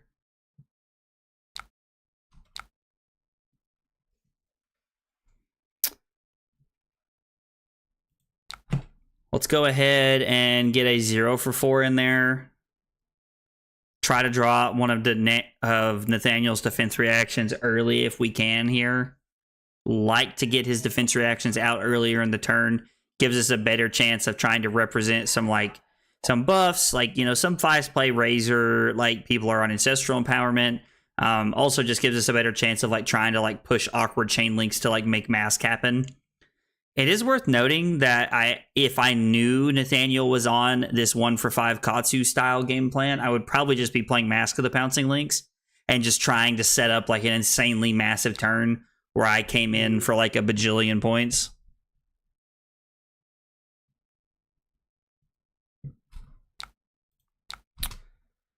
So let's use our Ancestral Empowerment here. I wish we could save it for a better chain link, but I just don't really think that's where we're at right now.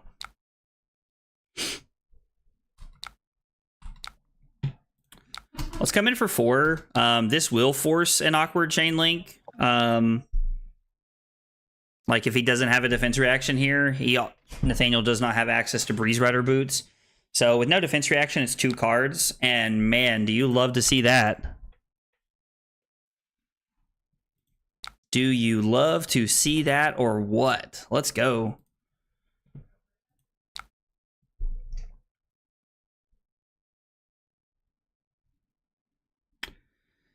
So we've already missed out on some points here if we throw our Spreading Flames now versus arsenaling it. So we have Rising Resentment, Phoenix Flame. Or if we play our Spreading Flames, we can pitch our blue. So, okay, so hang on. The Rising Resentment, Phoenix Flame play is for... Have I thrown another card under that? No, I have not. So this is for 3. This is for 2. I'm having a stroke. 2, 5, 6, 7.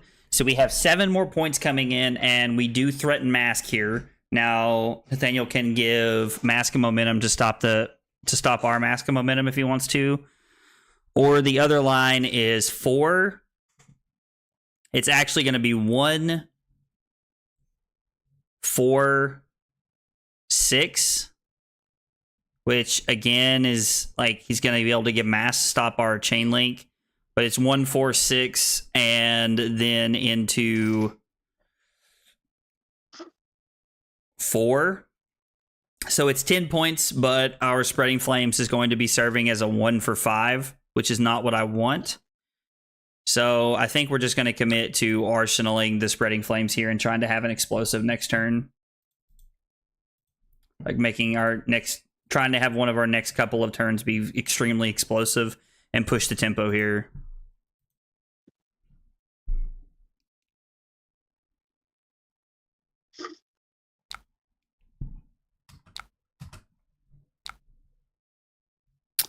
We could also just make it cost 1 less if we wanted to and try to make that game plan, but I don't think that's where we want to be.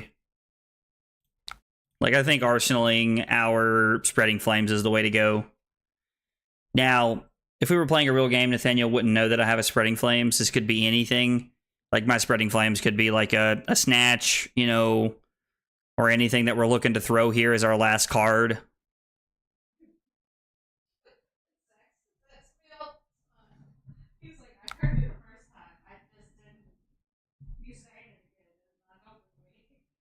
Carly's in there talking about me, and I don't know what she's saying. I can't quite hear, but I can hear her in there talking about me. All right, coming in for 2 here on the last one. And Nathaniel gives us his last card. And we're just going to arsenal our last card and pass. This is not a very good hand. Like at all. So Kadachi, Spreading Flames, Activate Fai. 1, 2, 5, 6, 7, and then so our Spreading Flames would be a 1 for 6. I mean, we get to throw some pretty relevant stuff here, I guess. Like, we get to have a decent turn. It's not, I don't know, it's not great, but it's like, it's fine.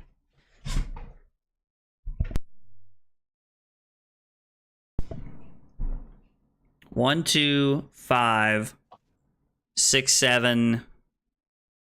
Yeah, I guess we're just gonna go for it here.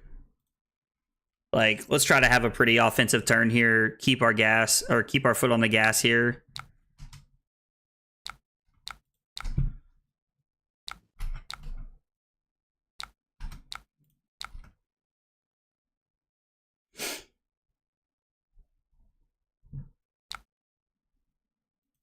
Nathaniel has a yellow flick flag. Red flick flag, playing around Ancestral Empowerment here. Pretty smart play from Nathaniel. We have only seen one Ancestral, or two. All right, so there's one Ancestral Empowerment left in the deck. We've only seen 2.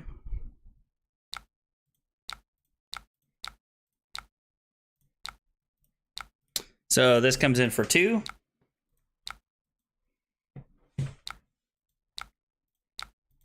Our Lava Burst comes in for 7 because of Shuko.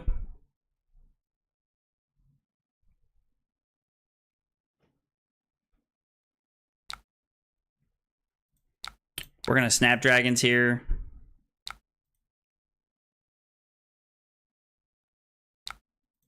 And then we're going to come in with Lava Burst for 6. And if we're lucky... I was like, and if we're lucky enough for Nathaniel to have his last Sigil, or for him to have a 2 block in his hand, then he has to give us Mask, or he has to give us his Mask defensively, or he has to give us our Mask offensively for an Arsenal. And considering he said get bent when I played it, I'm going to assume it's looking good.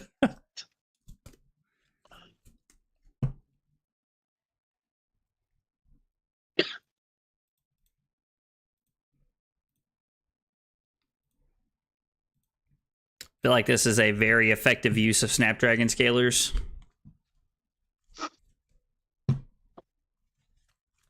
Making our Spreading Flames a 1 for 6.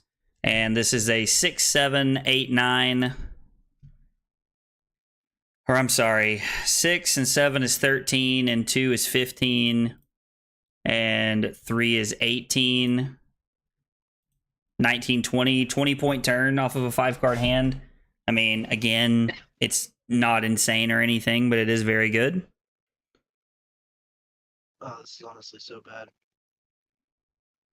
Well, I'm glad it's awkward for a change.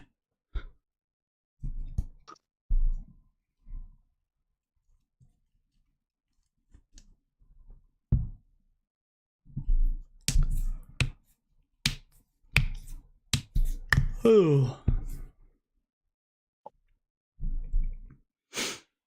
Nathaniel's about to give us Mask in his last 2 cards, probably. Would assume if he had a defense reaction here that he could... Like, if he has a defense reaction in his arsenal, he could save it here without giving it. No, he's keeping a card? Or is it Wax Off? Okay, there we go. So Wax Off, we're actually getting pretty good value out of Nathaniel being forced to have a Wax Off in his hand.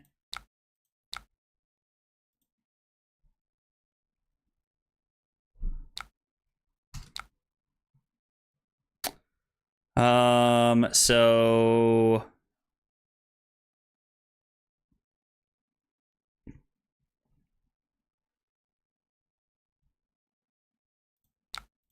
I guess let's lead on Mounting Anger and see what we get here.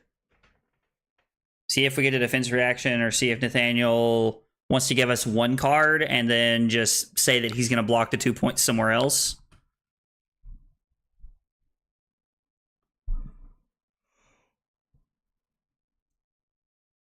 Ooh, Lord.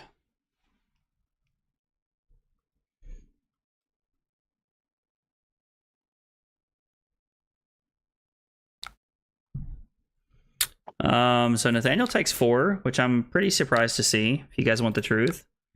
We're going to come in with Kadachi for 1. Since Nathaniel took a chain link, that means we can put Brand with Cinderclaw on a mask chain for 3, which is still only going to be 1 card out of his hand, but it is technically a better line because we're forcing mask. And Nathaniel can't just not block the 3rd chain link here. He's forced to give us a card. And then from here, we get to go Kadachi.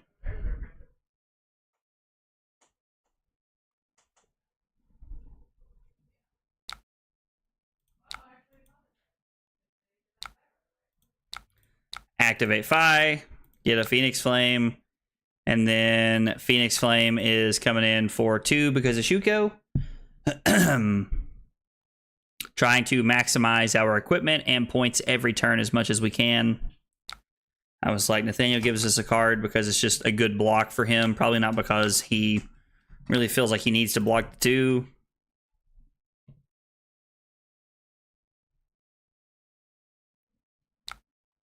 So E-Strike for 7 is interesting. And we have a couple of options here. We could block 6 and throw 7. Or we could, you know what, actually considering we took the time to arsenal the card that we arsenaled last turn, I'm just going to pass, go to 17 here, and take my 5-card hand. And honestly, just going to try to like bully Nathaniel a little bit this turn with the way my hand lines up and make our hand pretty effective. The fact that Nathaniel's out of equipment means he's down to cards or defense reactions. That's a very good way for the game to start for us.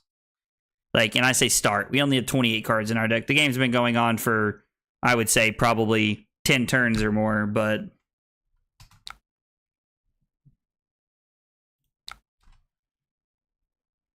Nathaniel can't wax on this.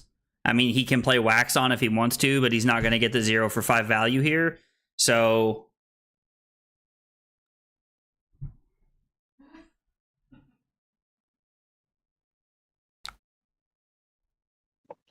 interesting. Okay.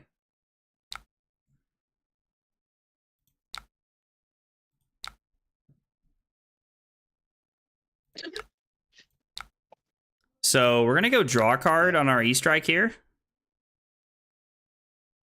Giving our E-Strike go again is very good. Nathaniel might have decided just to take the Soaring Strike there because if we had banished a Snatch, then he would have just said, I'm going to block the Snatch with a defense reaction, not your 1 for 4. Might have been his thought process. I'm not sure. My thought process is always to see Snatch early rather than late. But this is worse. Yeah, I feel like the E-Strike here actually really punishes you. Really punishes me.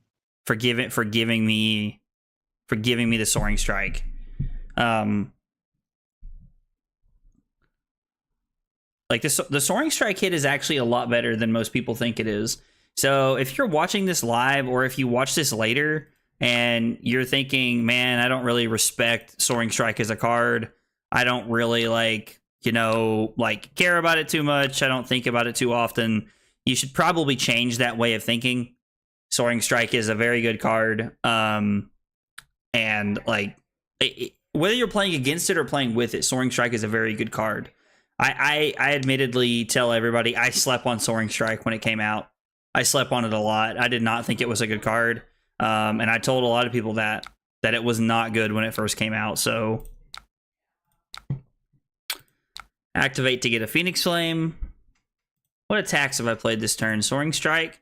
So the fun part here is that I'm going to go Kadachi with my last resource. We're going to look in our graveyard to see how many Flame Call Awakenings we've seen. And we have seen 2 Flame Call Awakenings, which means there's 1 left in our deck.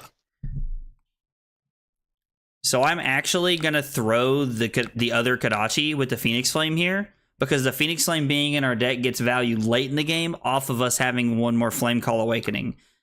We get 1 value here off of the Phoenix Flame, or we get 1 value off of the Kadachi.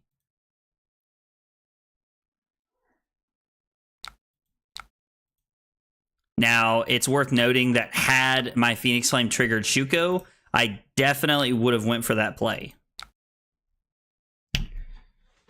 So I think we're looking to play our hand here and then Arsenal this card on the far right side of our hand. Just because of how it sets up our... Just because of how it sets us up for next turn. Now, there might be some consideration to not doing that because there still is one Command and Conquer left in Nathaniel's deck. And he could just eat our lunch with a well-timed Command and Conquer if he's able to. Now, I don't know that we're going to leave Nathaniel with enough cards for him to be able to Command and Conquer me. Relevantly, anyway.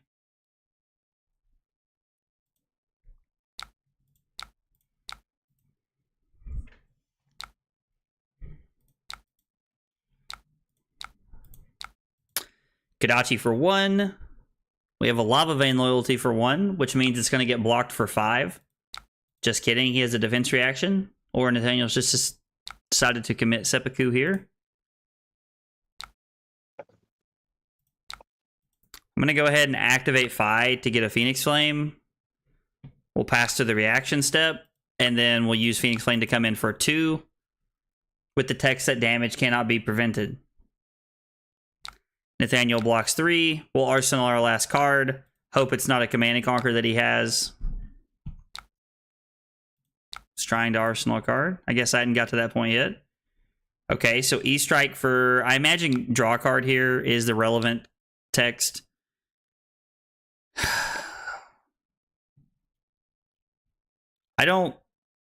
I think we can just take 5 and go to 12 here. Try to use our Art of War in our arsenal to end the game.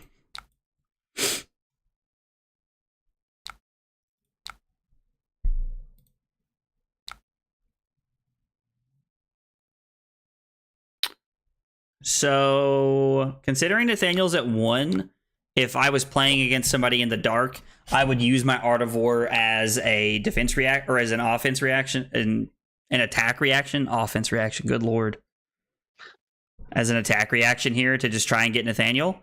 And considering that he just said no blocks here, it tells me as a defense reaction. So we play the Art of War after the defense reaction from him because it gives him less information. So we're going to pick buff and your next attack gains go again because we have 2 good cards in our hand and we want to make sure that we can push those through. If Nathaniel has like a wax off here, which he didn't, but if he did, we would have a better line going into the following turns. Just believe me, that game. Yeah, that game was pretty one-sided, I felt like. Yeah, I don't think you can arsenal the wax offs. Is that what you had arsenaled? Yeah.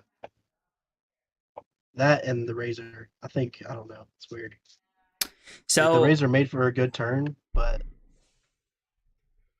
I don't feel like I like it.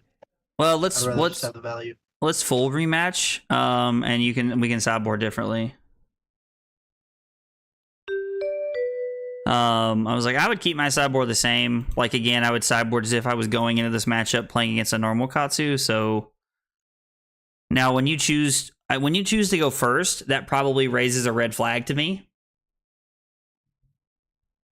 I still don't think I would bring in Sink Belows though.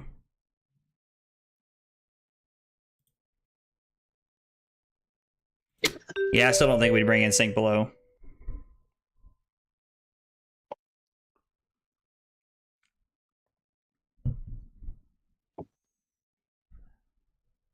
Hey, I'm gonna run and use the bathroom for the starts real quick. I'll be right back. Alrighty.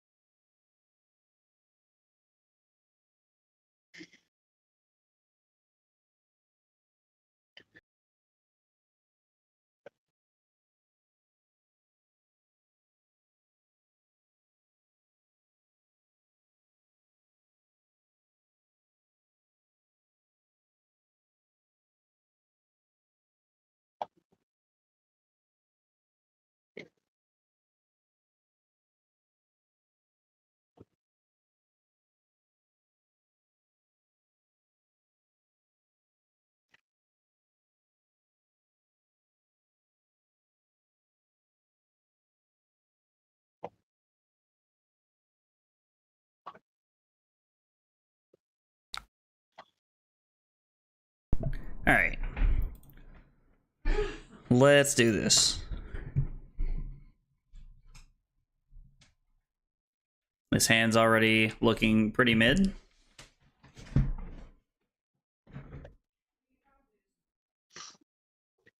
You ready? Yep, I'm ready whenever you are, boss. Alrighty.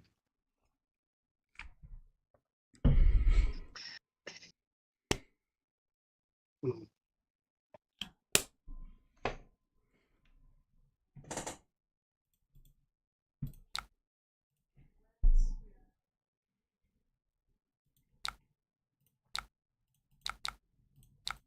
Oh, what the heck? Sorry, tried to click on 3 cards. I guess I just didn't. I wasn't clicking slowly enough. I was like, I'll take it.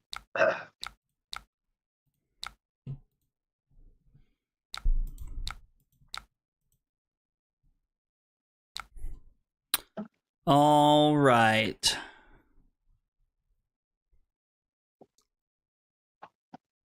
This hand looks to be not too promising. Not really adding a lot of pressure to the board here. In fact, this hand's just not great at all. I think it's just Kadachi, Breaking Point, Arsenal, this card.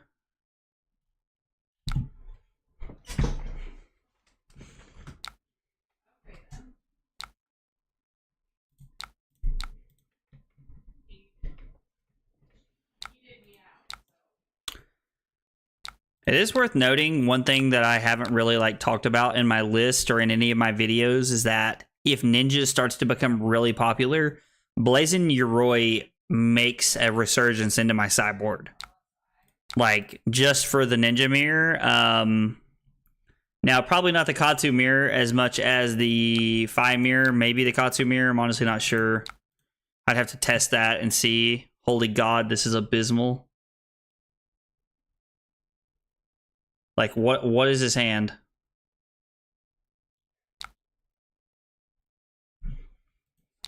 I mean, I guess we're just going to go to 33 and let it all hang out. Hope this pans out the way we need it to. Buff and banish. Let's banish a Soul Beat Strike. I mean, buff and banish. Let's banish. What? Oh, I guess I only picked one mode. Buff and banish. Let's banish a Flame Call Awakening. Wow. What? That's just terrible. I mean, it's not actually terrible. I can do things. I'm just not happy about it. Just complaining. You pick draw card? Yeah, draw a card. Gotcha. It's the worst Art of Wars ever. Both of my Art of Wars were 1 for 1.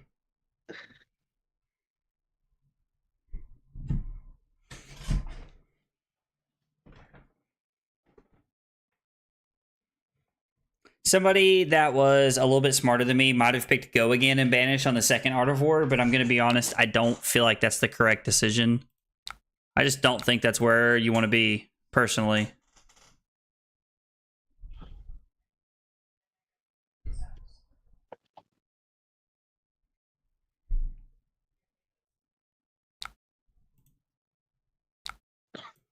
Okay, so Nathaniel decides to take...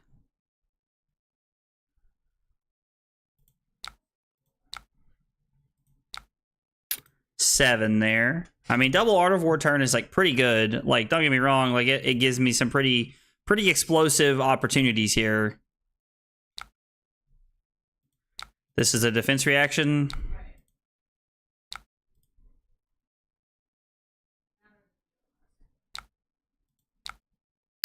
Let's go Phoenix Flame for 3.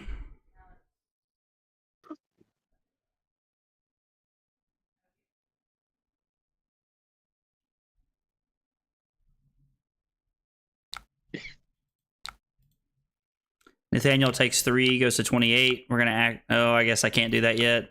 So we're gonna come up with Brand with Cinderclaw for 5, which means Nathaniel's now gonna get value out of his Flick Flack here. Or he just has a Wax on. Okay, that also works. Phoenix Flame for 4 because of Shuko.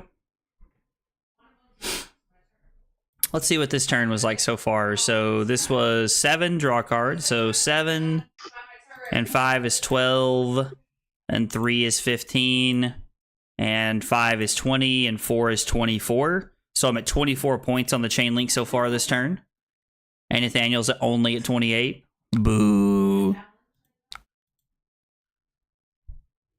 So 24 points. Completely blocked wrong. Oh, did you? Yeah, I don't know why I did that. And then 7 points here from Lava Burst. So this is a 31-point turn. This is exactly the kind of turn we need to get ahead pretty early. Nathaniel might just take the value off of Blazing Your Roy here. I'm not sure. Francisco, thanks for the Fi content. I'm a new player, and people are kind of discouraging me to play Fi locally, specifically because of Icelanders and Lexies, but watching your vids makes me want to play him more. Well, dude, I appreciate the kind words about my content, man. It means a lot. And yeah, I mean, dude, you're absolutely welcome for playing Fi. I honestly think Fi is going to be pretty decent going into ProQuest season. Now, I think a lot of that determines, you know, like what your metagame looks like. Like, I agree. Like, Fi does not have an easy Lexi matchup by any means. It's a very close game, and if Lexi high rolls you, there's not much you can do about it. But I honestly, do you laugh? No, sneezed. Oh, dude, Jeez. Bless you. Like, you're having a rough night, man. Bless you. All good. And I think Fi and I personally think that Fi and Icelander is very 50-50. I think there's a lot of skill gapping in that matchup personally. So I mean, if you're looking to get into Fi, Francisco, I don't think now's really a bad time to do so. I think most of Fi stuff is like moderately cheap right now as well, which also is that's a big plus for me personally. I enjoy some cheaper cards. So this is a tough one here. Locally, it's Lexi's, Dromai's, Kano, and Icelander. So Fi and Kano is just a race. It's just a straight up race, in my opinion. Fi and Dromai is very close, depending on what kind of Dromai they're playing. It's a very good race, and there's a lot of decision points for Fi. Fi and Lexi is kind of like I just described, and I think Icelander and Fi is an extremely close matchup that is mostly just comes down to skill gapping. So, I mean, if that's your metagame, man, I don't really think that getting into Fi is like super bad decision right now. Your friends may be discouraging you from it because they don't want to play against it. I don't know your friends, obviously. I'm not throwing shade at your friends, but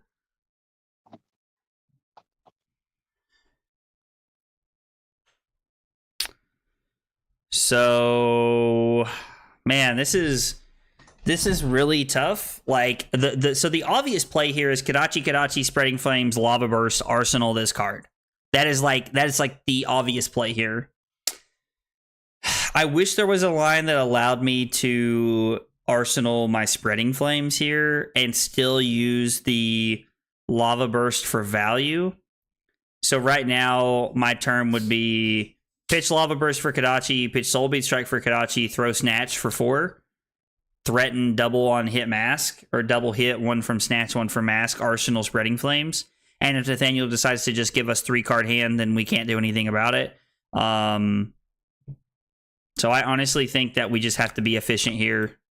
I hate to waste the Spreading Flames like this, but I think we just have to be efficient and let Spreading Flames just be a 1 for 4. I hate that. I'm not a fan of that at all, but I think it's what we need to do. Are you playing Fi going into ProQuest? So I'm not 100% sure on that yet. I've told a lot of people that the 2 decks I'm really looking at right now are Fi and Bravo. Those are the 2 decks that I'm considering. Or I guess our Spreading Flame's just a 1 for 3 here. This was a total win turn for Nathaniel.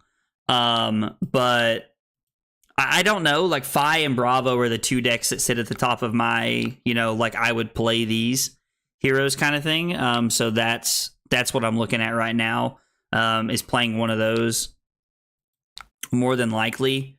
And obviously Lexi's always on the table, but I have to borrow some cards to do it. Hey, Francisco, thanks for subbing on YouTube, man. I appreciate it.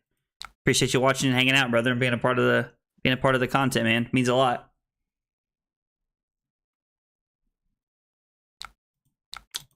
Like this could be like a wrong opinion, because I'm not gonna say it's just definitely this way or that way. But I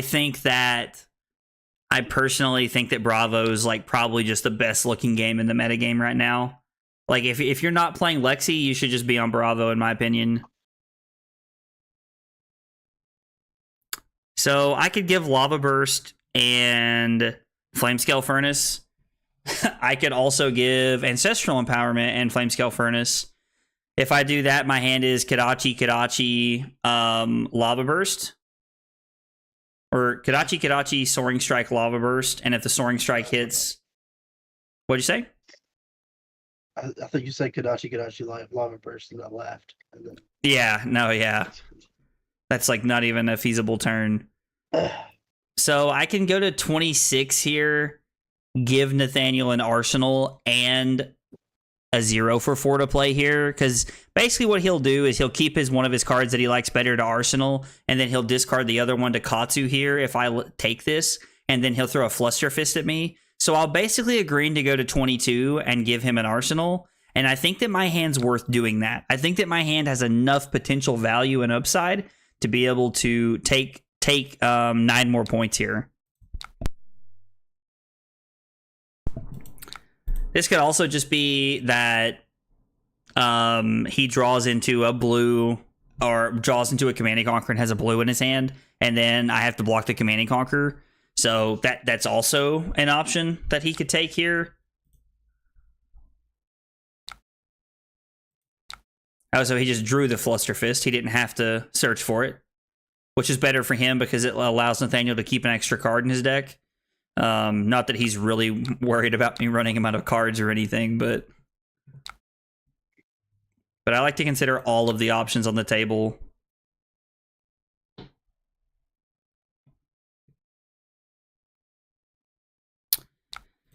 Yeah, so let's start with our Kodachis here. I mean, starting with Kodachis is just like it's a pretty, like, I don't want to say like the standard play, but it is a pretty standard line of play to just start with Kodachis.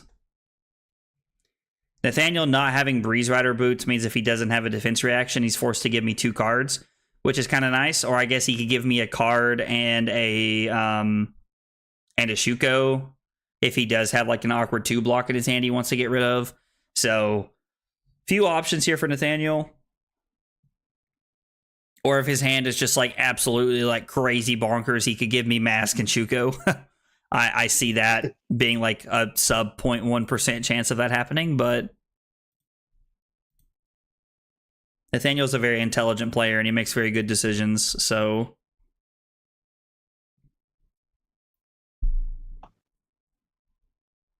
I don't even know what to say to that. do what?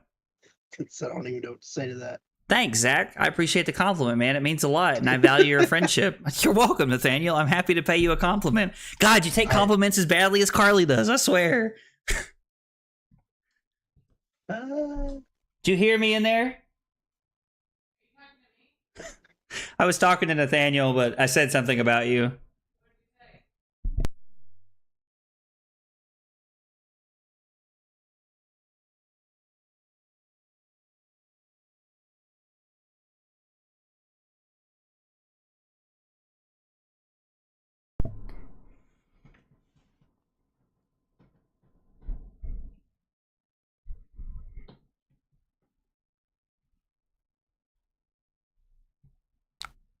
So Nathaniel blocking with 2 cards like kind of puts a wrench in the plan here, but I have to play my empowerment because I'm not going to have a chance to play the empowerment any other time.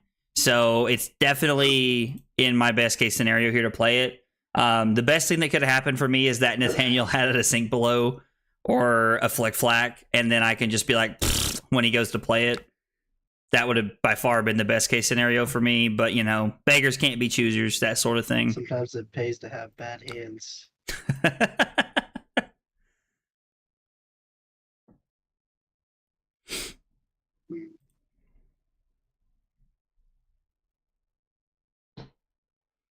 Sometimes it pays to have bad hands.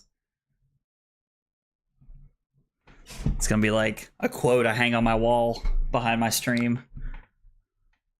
Right. So we're not actually reducing the cost of anything, so I'm not gonna banish anything. If we were playing against Icelander, that would be more relevant, but... And then we can't activate Fai because our first 2 chain links were Kodachis. So we only have 2 chain links before the Lava Burst. So, but I actually am gonna use the Fai ability here to make a pretty abnormal play. But I want to do it to make our cards better later in the game. So Nathaniel finally gives us the Yoroi.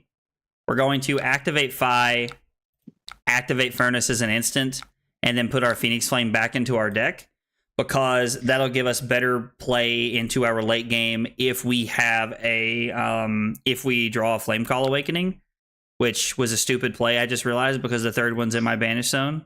So Dedoy, me playing like a dodo bird right now, was talking through my big brain play like line here, and jokes on me. This is weird. Do what? You're gonna think this is weird. Your This turn? is why? No, your turn. Oh, yeah. Yeah, no, I was like, yeah, this is a very abnormal play. Immediately just like sticks my foot in my mouth.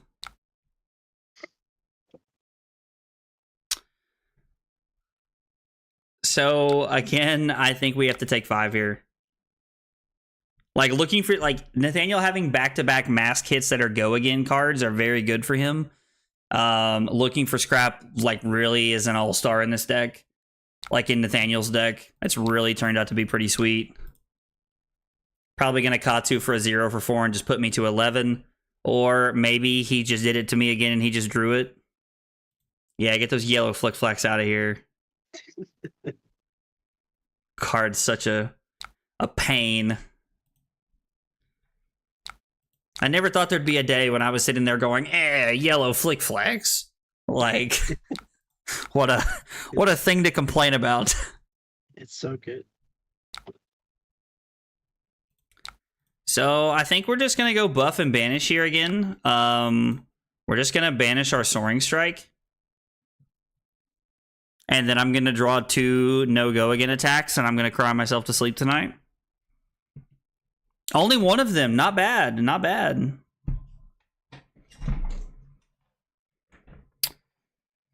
So... we're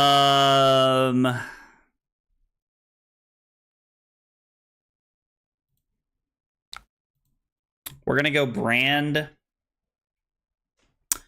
Brand for 3.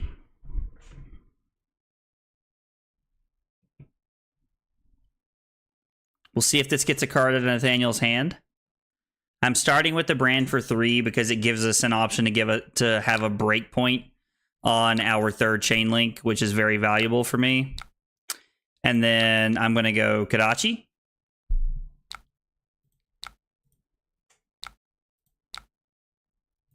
Brand with Cinderclaw for 4 because of Art of War.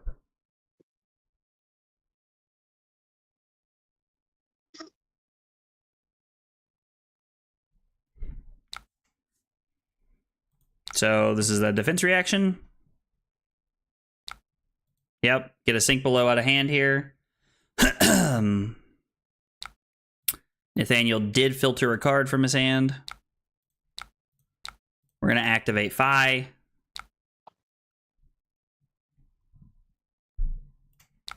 We're going to come in with Phoenix Flame for 3 because of Shuko. Nathaniel gives us his last card.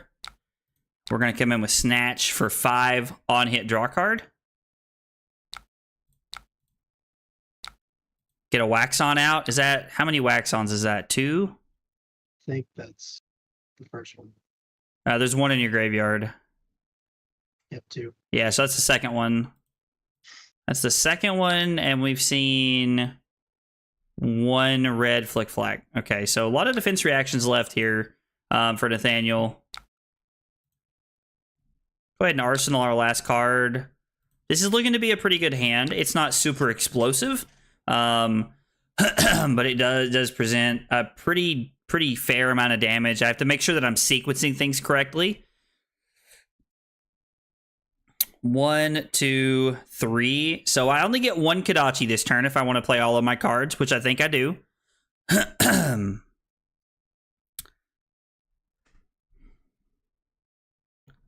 So I'm going to go Brand. Let's lead with Brand.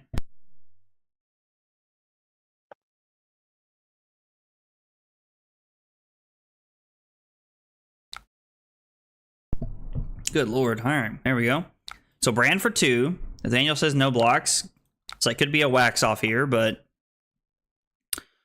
now we're going to pitch Diplomacy to come in with Kodachi.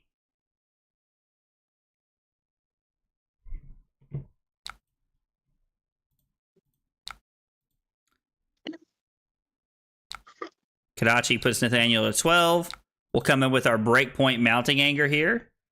Try and make Nathaniel's hand just a little bit awkward. Hopefully we can push the tempo enough here.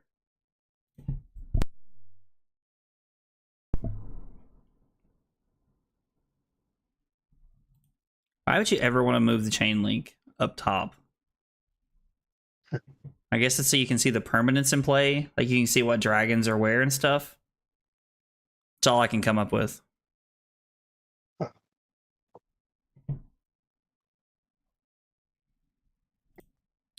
So we have 3 Draconic Chain Links, so we can pretty much banish anything from our hand to give it +1 here. Okay, gives us Shuko and Command and Conquer. It's pretty fair. We're going to go ahead and activate Fai. Phoenix Flame's going to come in for 2 because of Shuko.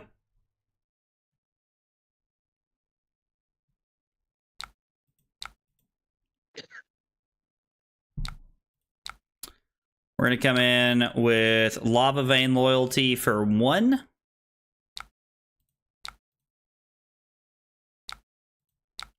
And then we're going to come in for Breaking. We're going to come in with Breaking Point for 5 here. This does have its on hit effect text, so I was like, Nathaniel's looking to block this. Gives us 2 cards here. We have yet to block with Furnace at all, so we are in a situation where we can kind of just hang on. We can still use our Furnace here to block effectively if we need to. Nathaniel has played only 1 copy of Sigil of Solace here. Considering he's playing it, he drew a defense reaction, or he drew a... Nathaniel drew a defense reaction here, or he drew another Sigil of Solace to play. The only thing that Sigil of Solace really does for Nathaniel in this matchup, I mean, other than the obvious, which is giving him more time to find a hand that allows him to apply pressure, is it allows him to take more Kodachis, which is a relevant line of text. Like, being able to take more Kodachis is a pretty relevant thing here.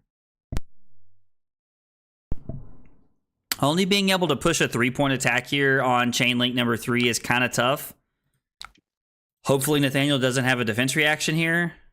Ugh. And if he does, hopefully it's not a wax off. Wax off would be like his best defense reaction here. We haven't seen any of them yet. Now, I'm only saying that because I know that Nathaniel has wax offs in his list. I obviously, like, I'm not sure if everybody will be playing wax off in this style of deck. Just based off of like it being a newer card and how it plays. It is an M, so some people might not be playing it because it might be harder to find.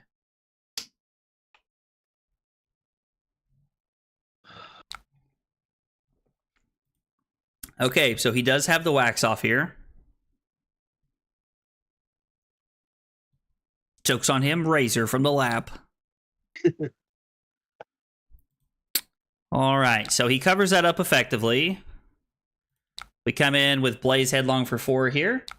Does your deck list have some kind of matchup guides? So I actually don't have any matchup guides in it yet. I wanted to add that before I started streaming tonight after tweaking it, but I haven't taken the time to add any matchup guides to it yet. I apologize. I wish that there was some in there, but I just haven't taken the time to set that up yet. So yeah, sorry, Francisco, I haven't really set out to do that yet. Ending the churn with Salta win for 6 is pretty solid here. I mean, if you want, I'm happy to like kind of talk about it out loud. If you're in a place like where you're like able to take notes or like kind of remember my thoughts behind it, I'm happy to talk about it a little bit out loud while I'm playing here if you'd like for me to. So let's go Kadachi. Do we have any Spreading Flames left in our deck? We have played 1 Spreading Flames. I know we played more than 1 Spreading Flames. I really only played 1 Spreading Flames? There's no way that's actually accurate.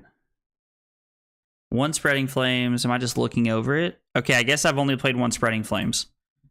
It's hard to find any card in your freaking graveyard. Yeah. I was like, you kind of just have to dig. It's either clouds or it's fire. There's no in between. Oh. Probably after your game, that'll be a big help. Yeah, absolutely, man. I'm happy to talk about it. I was like, the sideboard is like pretty straightforward as far as everything's concerned, so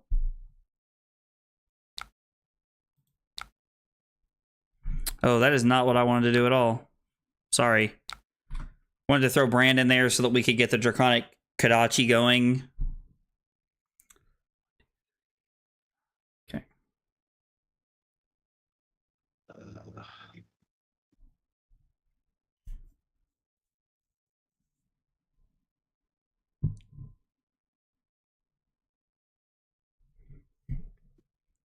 Okay. So Nathaniel gives us a card there. We're going to throw the Draconic Kadachi here. Nathaniel takes 1. We're going to throw Lava Vein Loyalty for 1. We're going to throw the Phoenix Flame for 2 on hit mask. Oh, it's on him mask. Crap. Go back.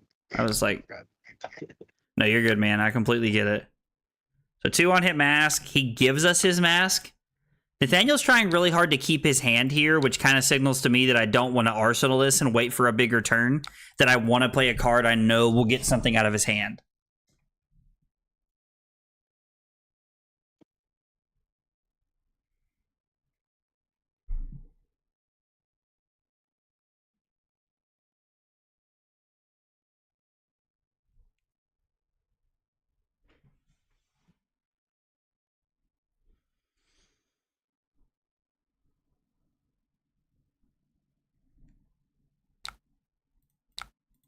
So we get 1 more card out of Nathaniel's hand and put him to 2. Having all of our equipment, I feel pretty comfortable just saying, you know what, like we'll take this and figure it out from here. I'm willing to go to 10.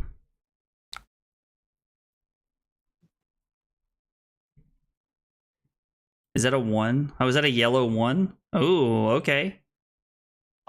Is that combo and a 1? Yep. So that plays into your combo that you have in the deck, and it's a 1. Yep. Interesting. That's kind of cool. So Nathaniel coming in for 5 here. Like, I think I'm just going to say no blocks and go to 5. Like, I think that's fine. Like, if Nathaniel has a card he wants to discard here to go get a 0 for 4, I'm okay with that. Take the tempo. I think we're just going to give Nathaniel all of our equipment here and keep him. Well, I guess it's an extra card he can play, right? Nah, we should just give him all of our equipment here. There's no point in giving Nathaniel access to an extra card when we have tempo and we have the pressure here.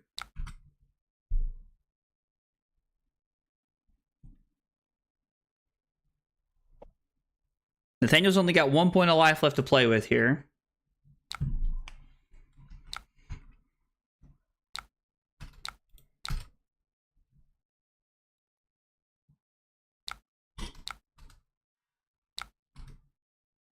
All right, I take that back. He now has 3 points of life to play with. So this requires a card from Nathaniel's hand. Let's see, how many sigils is that? Is that 2? Yeah, there's only 2 sigils from Nathaniel, so there's 1 more left in his deck, which means the Kodachis aren't quite to the Kodachi lock yet. We have a little bit more ground to make up here before we can really like say that he's Kodachi locked.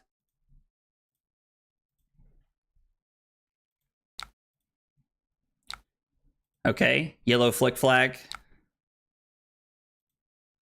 Actually putting in work here because we're going to banish our snatch. And then I'm going to assume that Nathaniel's last card, or one of his cards here, blocks for 5. Instead of him just like, I mean, if he had like 2 non-combo cards, that'd be cool. Like, that would be awesome, actually.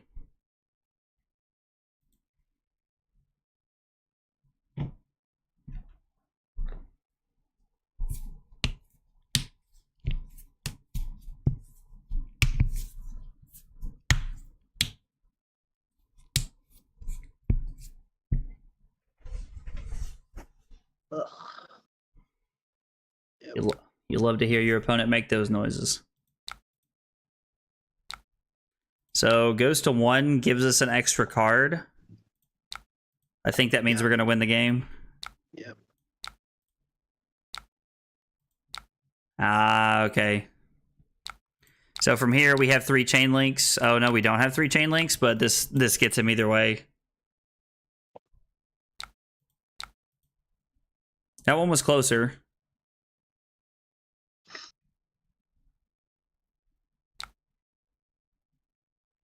My AVPT was 15 that time, which is a lot better than it has been. 15.2. Wow. Yeah. That's so dumb. Insane. Like your deck is so efficient. It's like, so like your deck is extremely efficient and does all of the things very well, like numbers wise. Yeah. But the problem is that if I have like 2 turns where I pop off, like it's just so much. Yeah. Because my AVPT of 15 is coming from like those 2 turns being like insane. Yeah. Because I had a turn where I dealt 15 like, damage to you, even to you blocking. Yeah. I need you to draw like Art of Wars late, and if I can recognize that, I can kind of capitalize on it. Yeah, that makes sense. Turns that do 15 damage or more. Yeah, I was like, I feel like you pitch stacking good turns is probably like your best friend. But, yeah.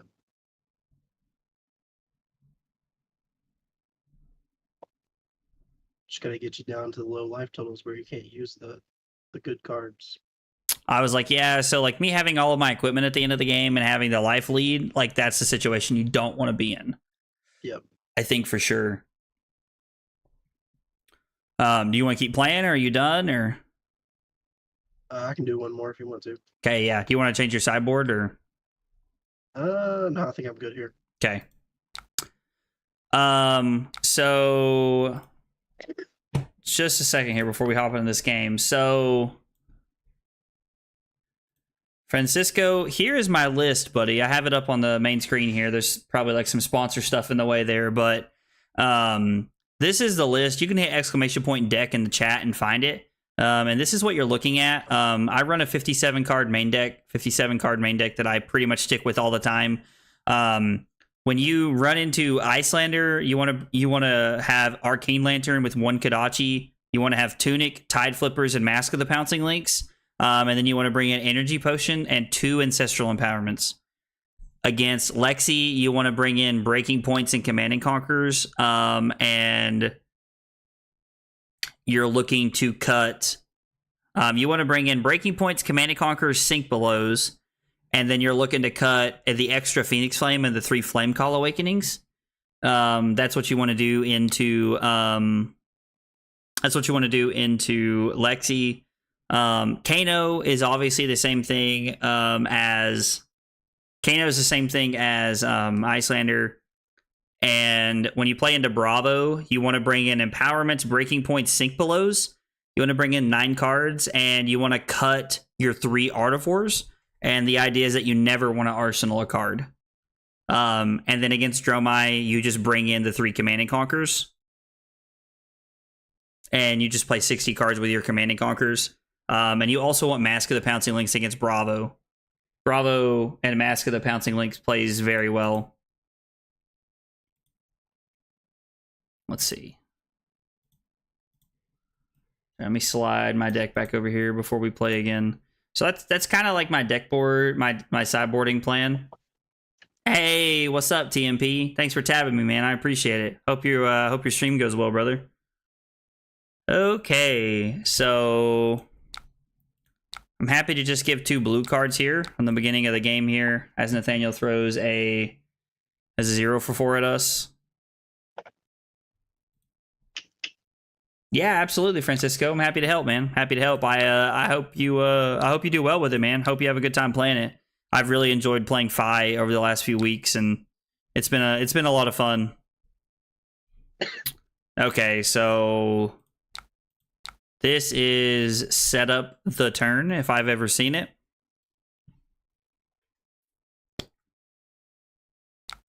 We're just hoping we draw some good stuff to go along with it. Kadachi, Brand.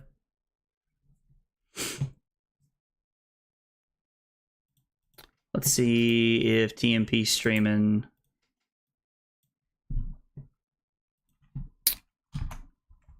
Let's do alert there. And oh, Shark's playing a little bit of Minecraft tonight, huh? Mixing it up from our traditional Fortnite night. Then we'll come in with a Draconic Kadachi here.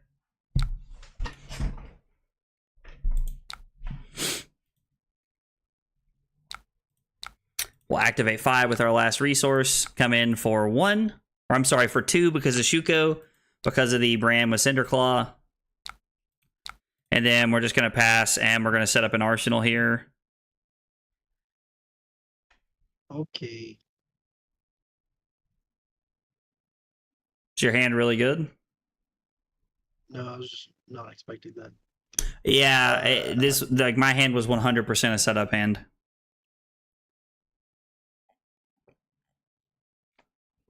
%100% a setup hand.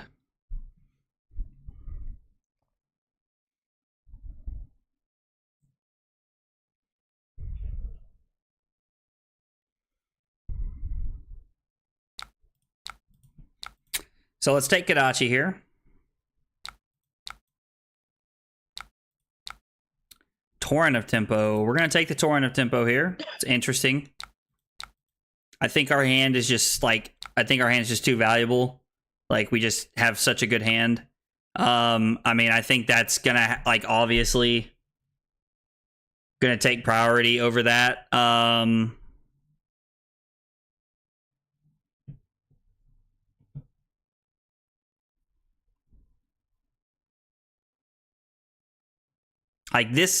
So Flame Call Awakening and Art of War play so well together because Art of War turns Flame Call Awakening into a 1 for 6, which is just value. I'm honestly just going to block 7 and try to take my... he pitched 1 Command and Conquer, played 1 Command and Conquer. The odds of him having another one are not very likely. I'm just going to pass on my turn and try to take my big turn.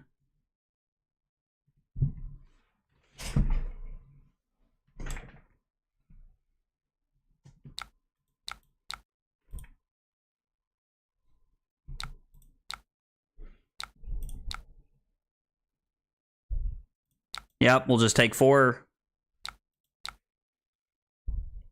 Nathaniel not throwing Kadachi on Chain Link 2 and throwing wow. Yeah. Wow. Yep. Okay, well, I know it's not there. It's not possible for him to have a 4th one unless Nathaniel's just cheating. Here it comes.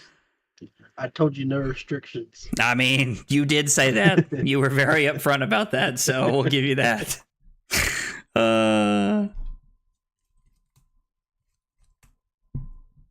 Okay, now I don't know what to do. Good. I hope your hand's trash. You're up 10 points, and you've had 2 Command and Conquers already.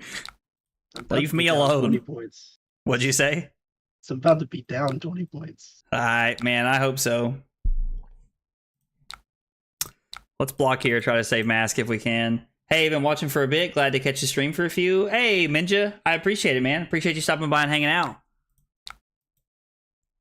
I was like, I always really enjoy when people like get a chance to come by the stream after they're like, oh yeah, like, you know, like I've like been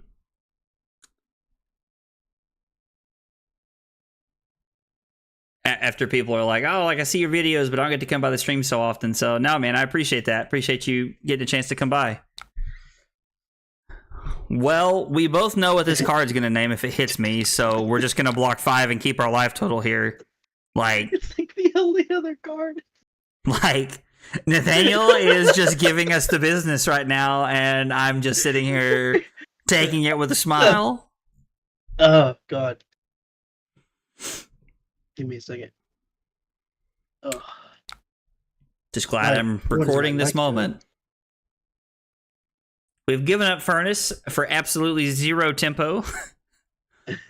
So hopefully this is like getting. Hopefully we're through it here again. What is this? What is this? We're snipping tool. We're taking a picture of this.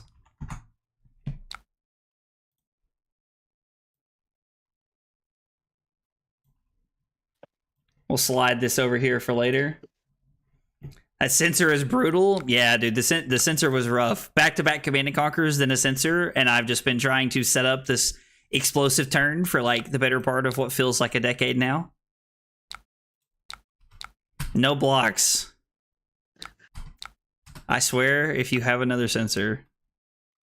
I was like, dude, I'm going to the house if you have another sensor. This is... Law this hand, dude. This hand is... Like, I mean, don't get me wrong. Part of it's my own doing because I've waited so long and I've just held on to 2 of these for like 2 turns. So now I have all 3 of them in my hand. Oh, it's Breeze Rider boots. Oh, no. And it's combo time. Stop it. What is the next part of the Rushing River combo? Is it Zach cries himself to sleep? Like, because right now it feels like that's what we're going for. This is the last 2 games have ended in my favor pretty heavily, and it feels like Talishar gods are just like, okay, bud, that was enough.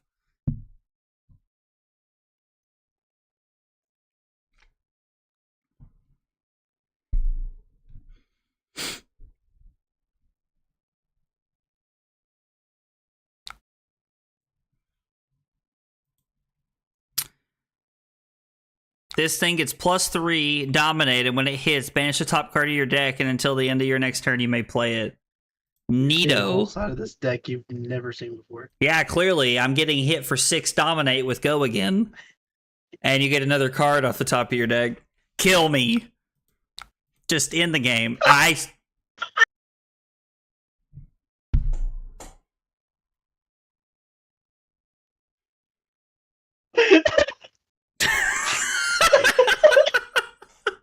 Oh my god. I mean, what else can you do?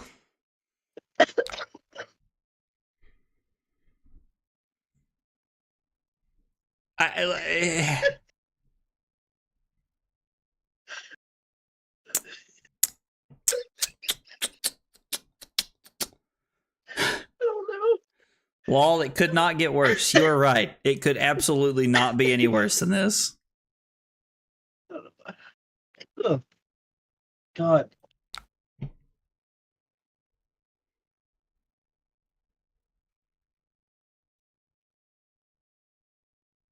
This is so bad. Oh. Like,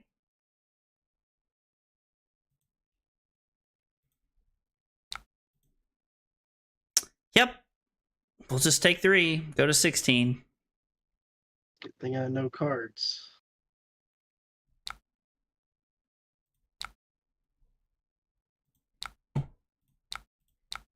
Kadachi.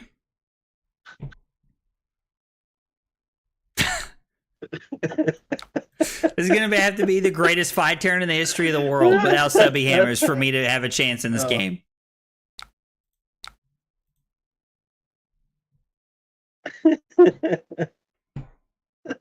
Oh my gosh. Oh, man, that hurt so bad. How do you think I feel? I don't know why I didn't block that Kadashi. It's stupid. Do you want to block the Kadachi? No, I'm good. It's like, I don't think you need it, but if you really want to block the Kadachi, you can. If I was being real, I should have. Oh my gosh. This is... Alright.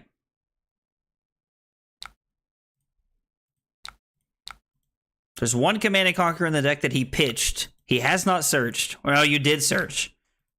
Yeah, So oh my gosh. Oh my gosh. I swear. It's not. I was like, bro, if you have that or that sensor, I swear. There's one more sensor in the deck too. Yep. I don't care if it costs me the game. I'm waiting to play my Art of Force.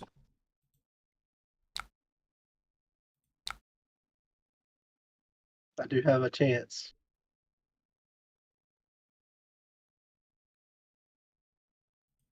All right, see what I top deck. We're going to 9.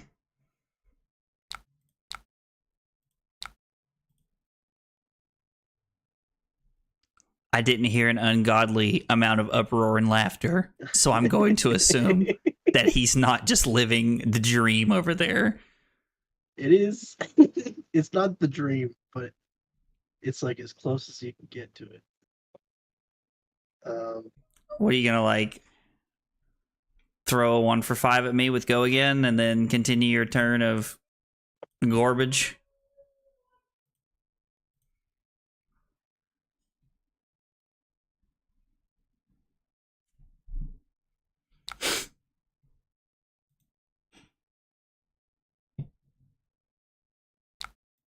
Wow. I hate you. We're no longer friends after this moment. Give me the Shuko. I'm going to. Can I make the 36-point swing?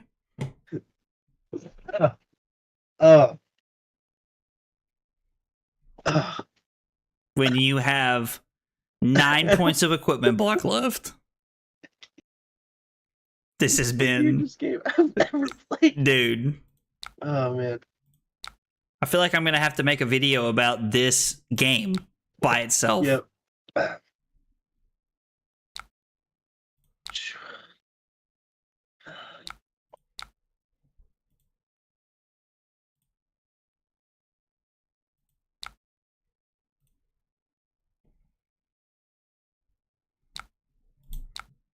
Oh no, he has double art or What is this? I haven't drawn a blue in 4 cards. This would be a great video. This would be like the best meme video in the world ever.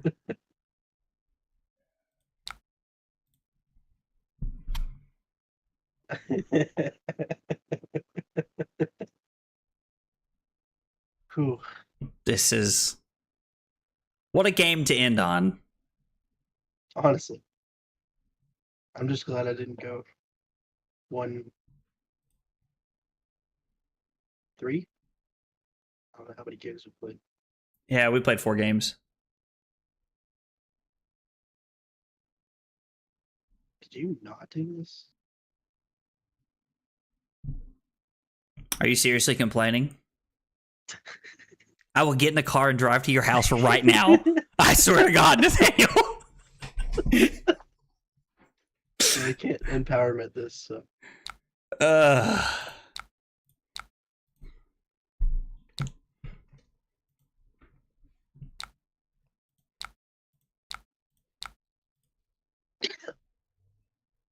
is this?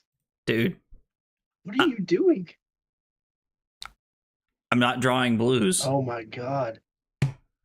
I wouldn't even look at your pitch zone until now. I just need you to know that my first hand, I had Art of War and a Flame Call Awakening. And I was like, oh, sweet. Arsenal, the Flame Call Awakening, keep the Art of War. Value Town. And then ever since then, it's been get wrecked. Yeah. What do you think about my 14-point turn that I took 38 damage and 5 turns to play?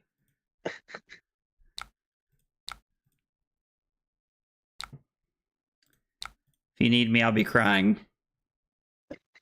I still didn't draw blue. What is this? Oh god. Wax off at least fixed my blue problem, kind of. Did it? Kind of. Not against Icelander, but in normal games. Do you beat Icelander? I lost twice. I don't know. It's hard. That not seems easy. tough. Yeah, it's definitely Because if tough. they like analyze what you're up to early enough, they can just start setting up hexes and stuff. Mm-hmm. And they just keep hexes in the deck. It doesn't matter. Yeah. And then just get you that way.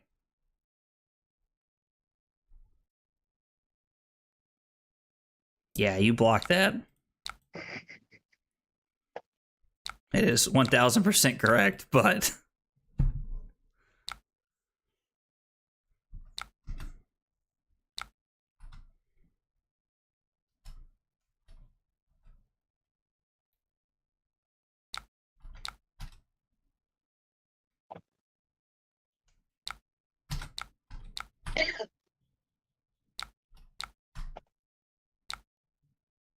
there it is.